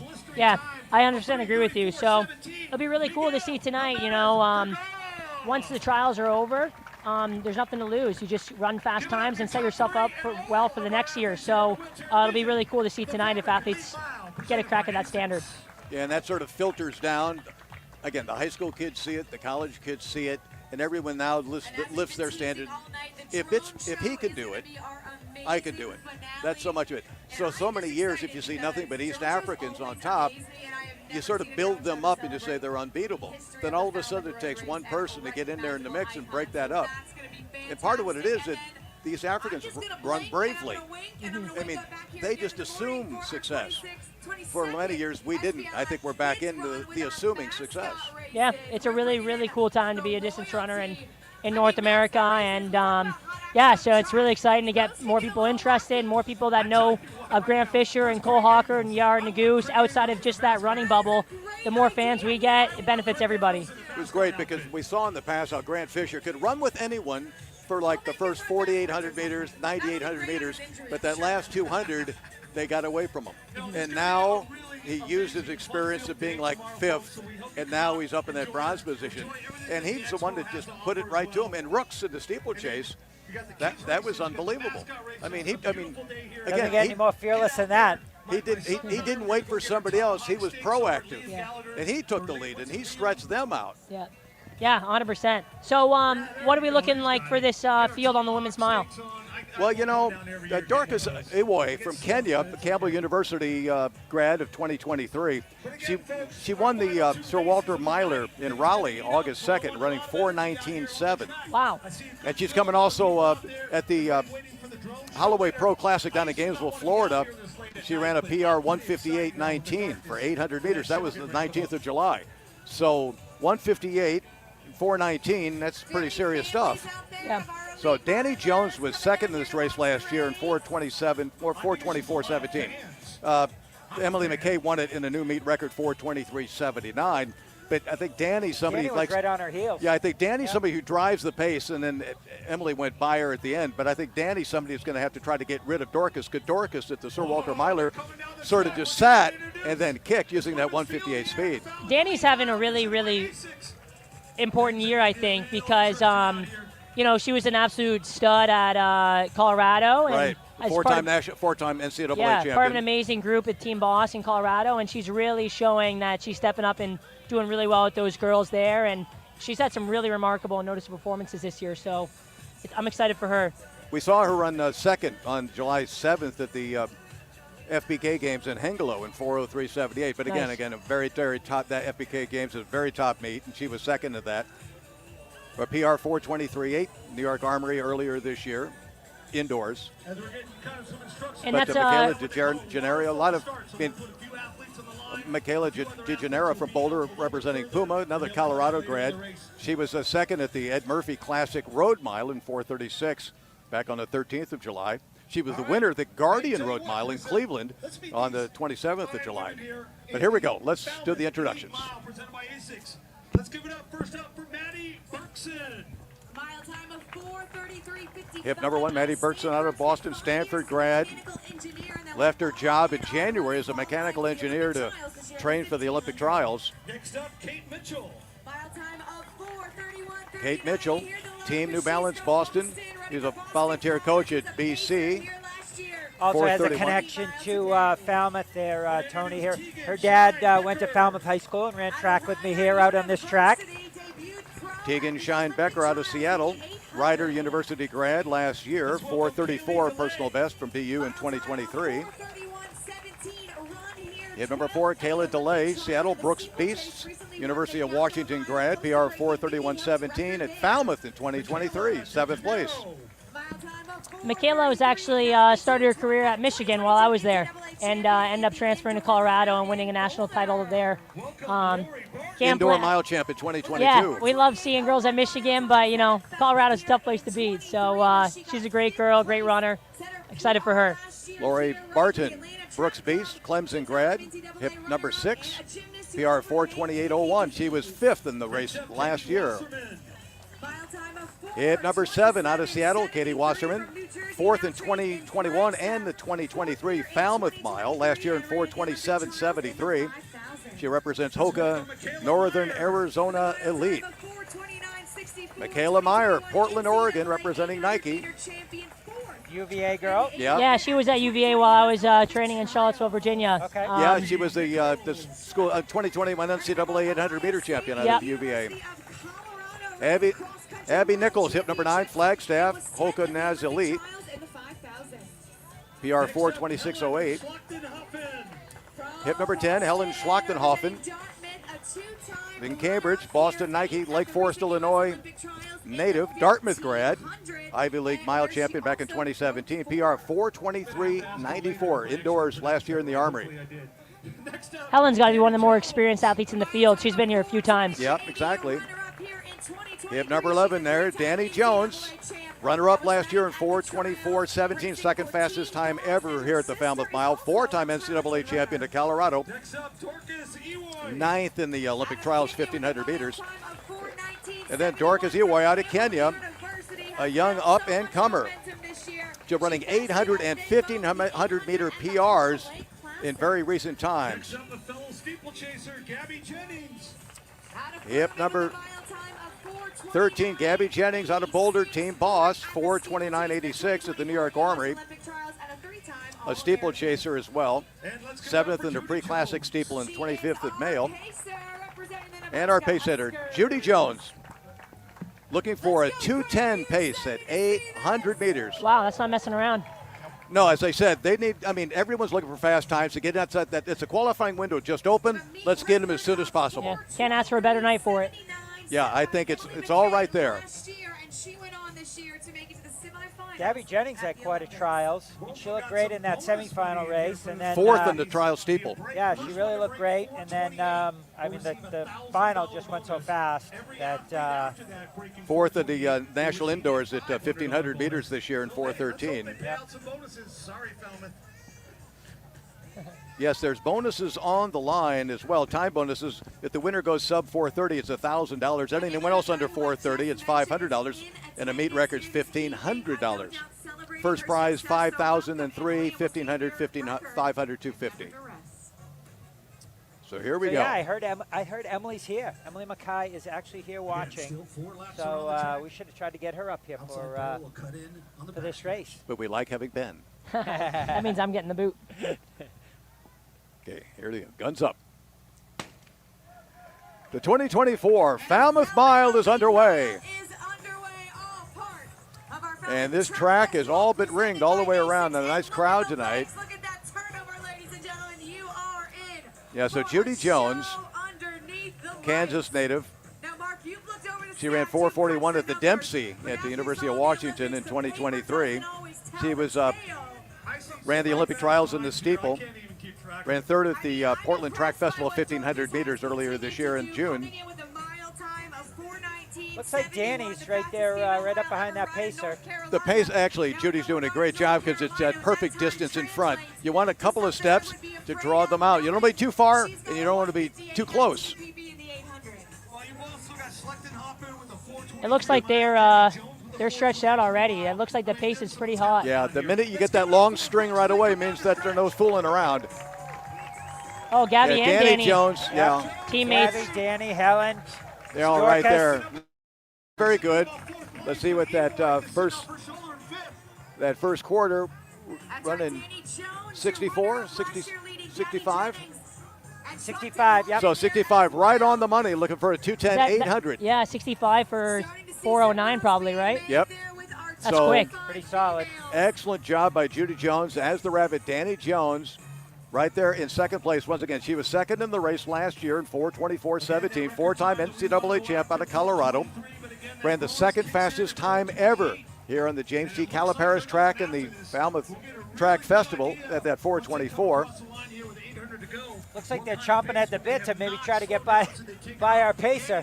That's not the worst thing in the world because the pace will get you out, but if you really want those standards, you need a hero on that third lap. No, take the field through. that's what it is. We've seen both that in the wheelchair races and the boys' mile. The third lap was definitive, and a big move was made. So,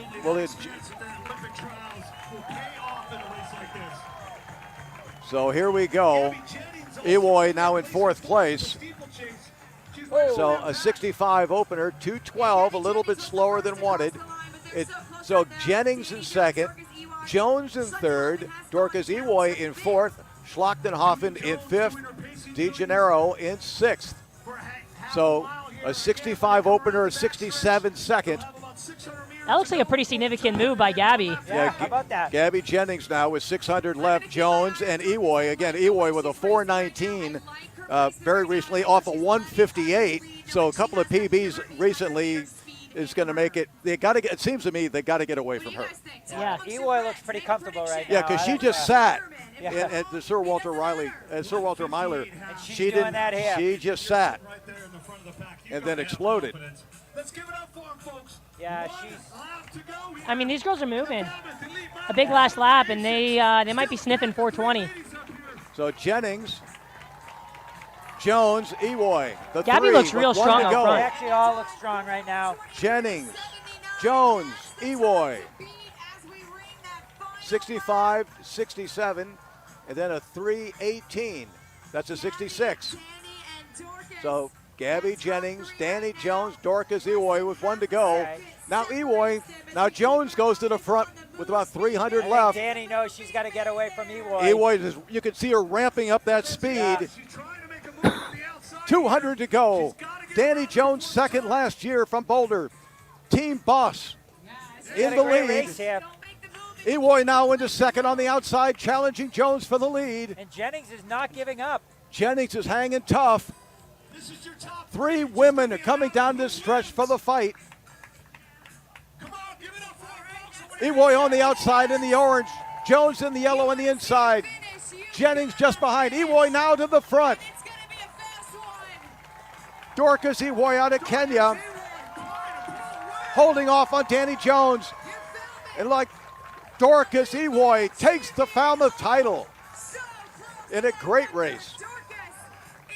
Wow. 4:22, just missing the standard. Danny Jones a 4:23.1. Gabe Jennings 4:23 as well. All 4:22, 4:23, 4:23. So that takes down that takes down the course record. Great race. Now, Eway played it just like she did down in Raleigh.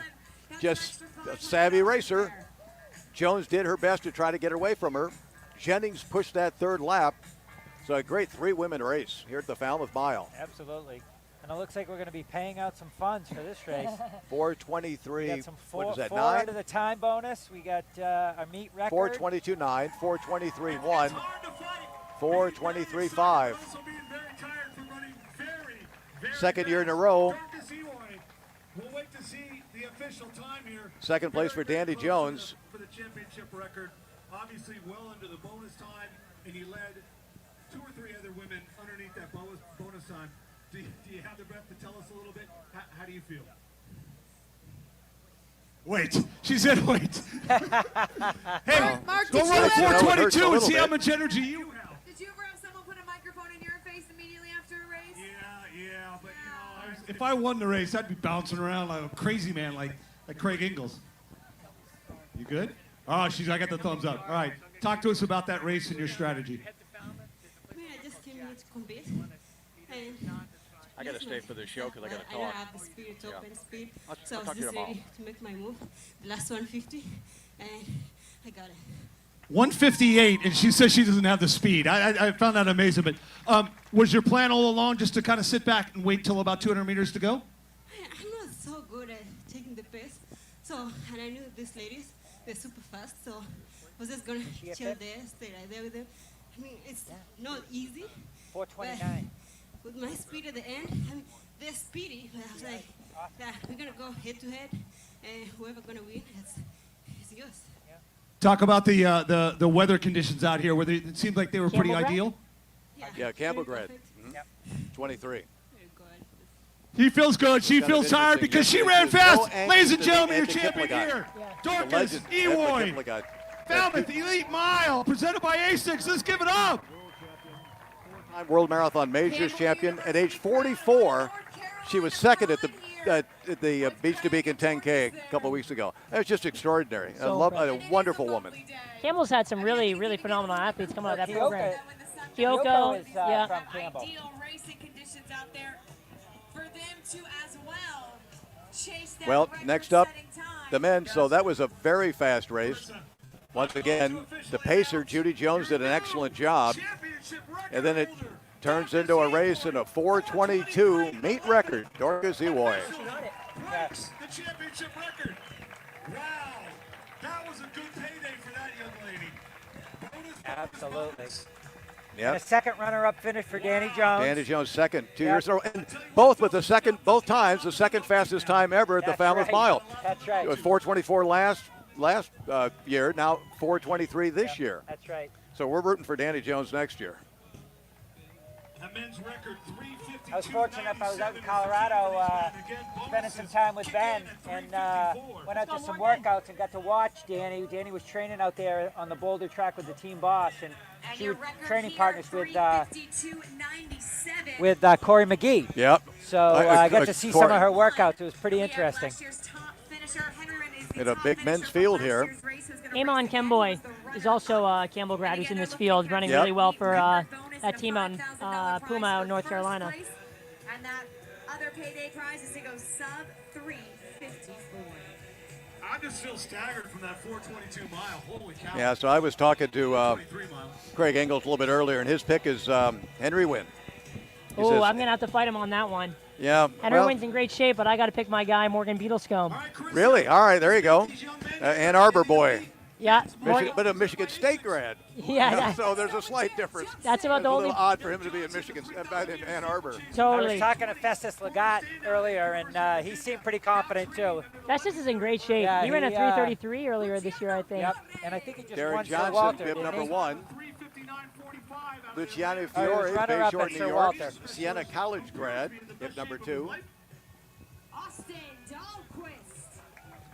Hip number 4, Austin Dahlquist, Keller, Texas native, University of Arkansas grad. He was 10th in the race last year in 3:56.8. A 355 mile time. He placed 8th at the 2024 Olympic trials. Hip number 5, Abe Alvarado, Flagstaff, BYU, Mission Run, Dark Sky, 3:55 man. Jack Anstey out of Australia, 8th in the 2023 Falmouth Mile, 3:55.76. Jack's a great racer. 5th in 2022 as well, so he has a good experience on this track. There's your man, Casey Nevillebard, Flagstaff, Under Armour, Dark Sky Distance, South Utah University grad, then Florida State, 3:57.57 in Westchester, PA, 22 is PR. Pan Am Games champion, 800 meters in Santiago, Chile last year. You never want to see Paul Ryan with 50 meters to go. Paul Ryan, the 2022 Falmouth Mile champion, Gold Coast Track Club, representing Adidas out of San Diego. Festus Lagati, someone else to watch, Eldoret, Kenya, Iowa State grad, representing Under Armour. Second at the Sir Walter Miler, first at the George Mason 800 144 man. Festus seems like he's really starting to lean into the 1500 mile this summer. Right. Of course, Morgan won the Manchester Road Race back in November on Thanksgiving Day, and then proposed. Yeah. The same day. He has a really good 3K under his belt just a couple weeks ago in London. Amon Kemboy from Kenya, hip 11, Puma Elite. Another Campbell at the University of Arkansas, All-American. 3:55 personal best from Fayetteville back in 2023. He was 11th at the August 2nd Sir Walter Miler. Henry Wynn, this is Craig Engels' man, second at the Falmouth Mile last year in 3:53.7. A Seattle man, University of Virginia grad. He was 2016 NCAA Indoor Mile champion. 3:51.26, Henry Wynn. And our pacer, Nick Rendazzo, 14. Jonah Hoey, younger brother of Josh. Oh, he must have been a late addition. A late entrant. Okay, nice. I heard he might be running, so it's good to see them both in here. So once again, 154. Very swift 800-meter goal for the pacer, Nick Rendazzo.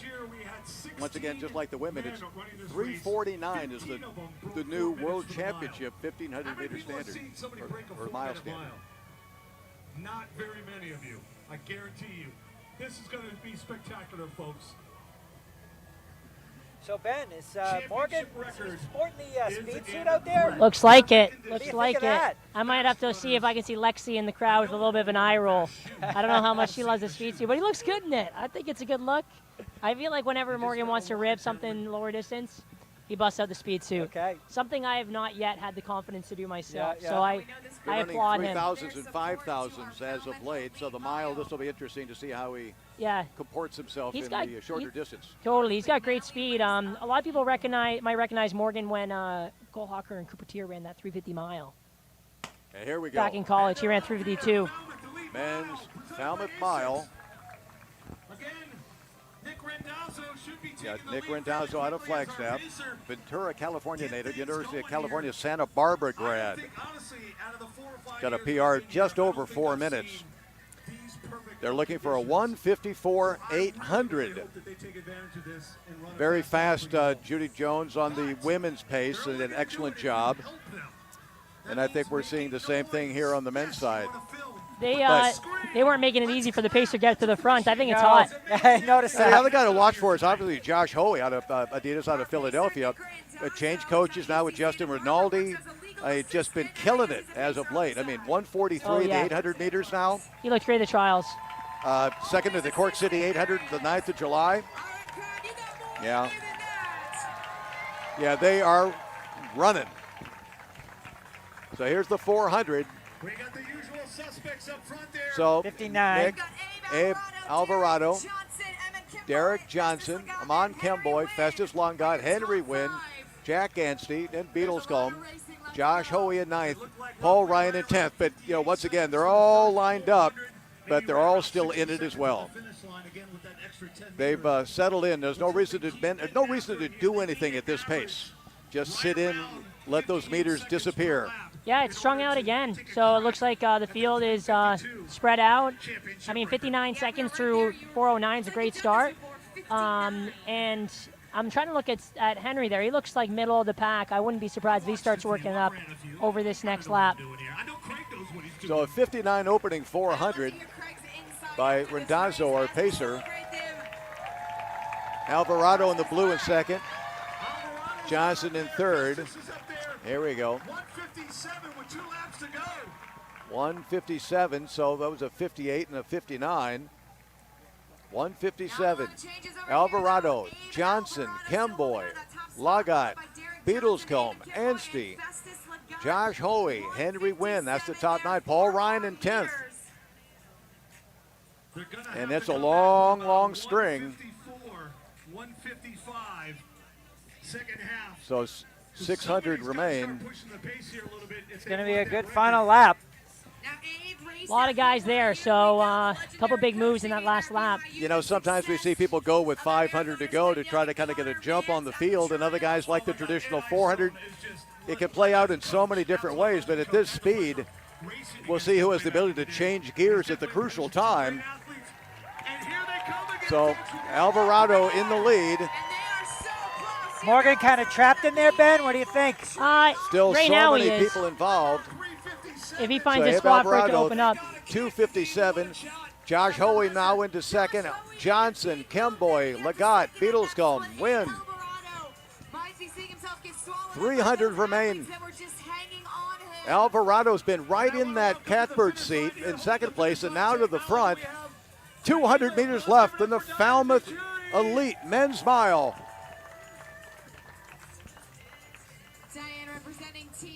It looks like Amon Kemboy coming up on the outside with 120 meters left to go. Man, this Henry thing Wynn looks good right now. This is all wide open. Who's got the speed down the last 100 meters?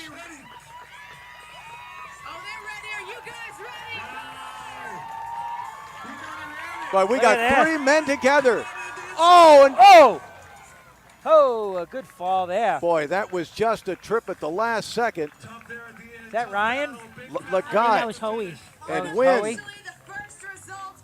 That was 3:53. 3:53.03, just missing the event record. Henry Wynn in second. 3:53.6. Kemboy in third. Anstey in fourth. Ryan in fifth. Beatlescombe in sixth. Then Johnson and Alvarado. Neville Bard.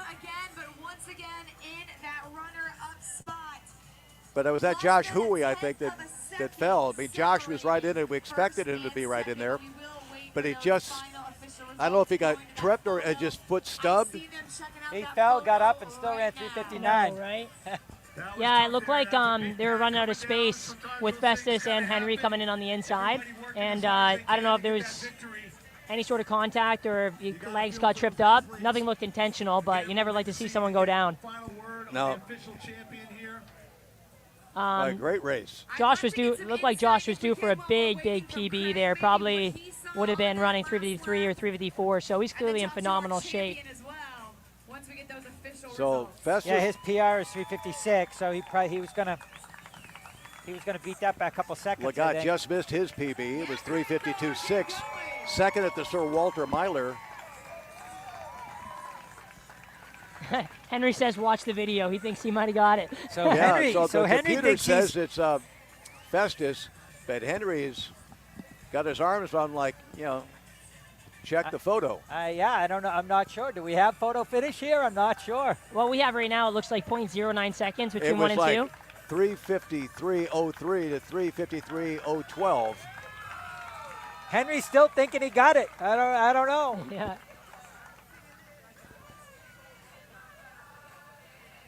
That was close, but from the eye, it looked like Festus on the inside headed. Now, we're not right on the line, so it's a little bit difficult, but you couldn't ask for a better race. Henry's still pumped up. The most beautiful thing I've ever seen besides Henry Wynn taking the dub tonight. So I don't know. Craig is giving Henry the dub. I don't know. Well, we'll see how good the timers are, because the timers have got it Festus Lagat. Yep. By a sniffle. Before we read our final results, that drone show coming up, the lights will dim before that starts. And Mark has the pleasure of reading off our official results from the photo finish. I tell you what, you would have thought it was a mystery, but my man Craig Engels called at the finish line. Your champion here, Henry Wynn. Henry wins it. Wow, he did get it. So they turned it. Wow. That's your victory right there. flag. Henry Tell knew. us a little bit about that race here. Obviously, that was a Well, big pack coming down the finish line. now they've changed it It's to tough. Everybody's flailing, everybody's, you know, the 353.0. arms are open. Everything is tough. Point Just try to keep it 012, cool, Lagat, keep your line, and get to the finish. 353.82. So Henry knew what he was. Henry, you get a feeling, don't you? Yeah, you kind of tell. You when you're in it, you sense whether you won it, even in a close race. Yeah, I think so. I think you usually tell. And Henry looked like he thought he had it. This keeps updating. It looks like .06, so that separation was even less than we thought originally. 353.76 to 82. Yeah, that's close. Is this your final race for technically the track season, or do you? What else do you got coming up? Got a few more. I'm going to head over to Europe for a couple races, and then hopefully finish off at Fifth Ave with the road mile. So yeah, some more fun stuff happening. What are your plans like? What do you take a little bit of a break, shut it down, start to build the mileage back up, get ready for next summer's championships? Yeah, for sure. I'm going to try to go on vacation, relax a little bit, and then get ready for indoor world champs next year, and then outdoor world champs as well. Hopefully make those teams. All right, let's give it up here. Give it to champion Henry here. Wynn. Henry Wynn. Just off the meet record. 76. 353.76 to Festus Lagat, 353.82. So we got a couple time bonuses right there, but no record tonight in the men's mile. But a great race. And again, So Ben, if Fifth Avenue Mile, has it ever piqued your interest? 4 minutes for the mile. I tried to run it once in 2018, but my mile PR was 4:08, so I was not accepted. I did run 357 that summer. I think my only sub 4 minute mile, but it was a little too late. Entries were full, and I haven't put in a request since. Okay. Would be nice, but I don't know. We might be running out of time. Now this is great, but I would love. I mean, it's from a logistics standpoint, it's tough, but I would love to see a road mile on Main Street. We have talked about it. It just ties so many things up. We have talked about it, about moving this event to Main Street, and we're trying to build this event right now, and hopefully the drone show brings out a few more people and creates some more excitement out here. But yeah, can you imagine that on Falmouth Main Street? Yeah, right. Right. Did you we could actually get a table and put lobster rolls out at the finish, and they can race for the lobster rolls. Did you hear that Morgan didn't know the race was on the track? He thought it was a road mile. He didn't even bring his spikes, I heard. Morgan had to make a last-minute expedited shipment to get his spikes in time for the track race. Yes, raise your hand if you're running on Sunday. Hands up. All right, amazing. For those that did not know, A6 is actually the Latin acronym for Anima Sana and Corpora Sana, which means a sound mind and a sound body. So when you guys are out there on Sunday in the heat by Surf Drive Beach, mile 4, mile 5, when you get to the hills at the heights and you're kind of feeling that pain, I want you to really think about that mental state, that sound mind, that sound body connection. So thank you guys all so much, and we can't wait to see you on Sunday. Good luck.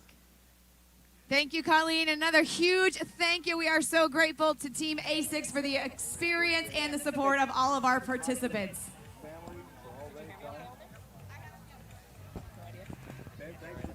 Yeah, thanks. Great race on Sunday. Thank you very much. We're looking for the leap over the tape. I hope that's what I'm hoping for too. If I'm the first one there, I'll be jumping you for sure.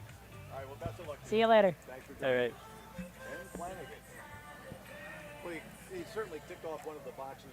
He was very disappointed not making the 2021 Olympic team, and then he finally got the job done here for Paris.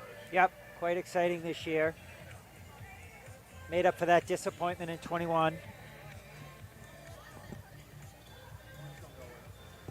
We're good? As we get set for our women's awards, giving out our women's award will be CEO of A6 Digital Apps, Alex Vanderhoven. And we are going to celebrate our Falmouth Elite Mile Female Podium. In third place with a time of 4:23.99, Gabby Jennings. Women's race, but their third lap ends up in third position. Your second place finisher today in a time of 4:23.37, Danny Jones. For the second year in a row. And your Falmouth Elite Mile champion, representing Kenya in a time of 4:23:11, Dorcas Ewoy in a record-setting time of 4:23:11. Ladies and gentlemen, your Falmouth Elite Mile top 3 females.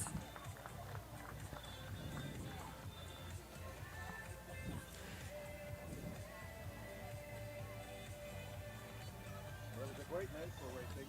The temperature really was good. The breeze is down just enough to cool these runners off where they can just fire on all cylinders. It's almost a bit chilly. And none of the heat can come back on them. Yep. That's all you can have. Because as we well know, it can, after What a fantastic night of racing, a record-setting night of racing. This and is again, beautiful. a huge thank you to Colleen. Yep. And also, again, to hand out our awards for the men, which Mark will do, will be our CEO of A6 Digital Apps, Alex Vanderhoven. Alex is my man. Can't wait to hang out with you all this weekend, brother. Hey, let's give it up for these men. Top 3 here in the men's Falmouth Mile presented by ASICS. Let's give it up first for third place out of Kenya with a time of 3:54:23, Eamon Kimboy.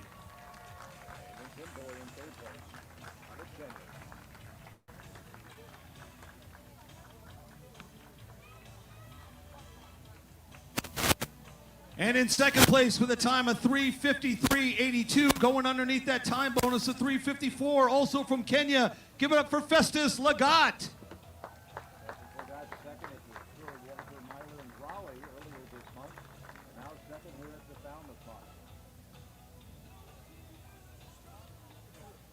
And your Falmouth Elite Mile presented by ASICS champion, running 3:53:76, also close to the record, representing Seattle, Washington. Give it up for Henry Wynn. Ladies and gentlemen, Henry Wynn wins. I bet you never heard that one before. Ladies and gentlemen, your top 3 here in the Falmouth Elite Mile men's race presented by ASICS. Absolutely. Thank you, Tony. I feel honored to be with you, and I hope I just didn't get in your way.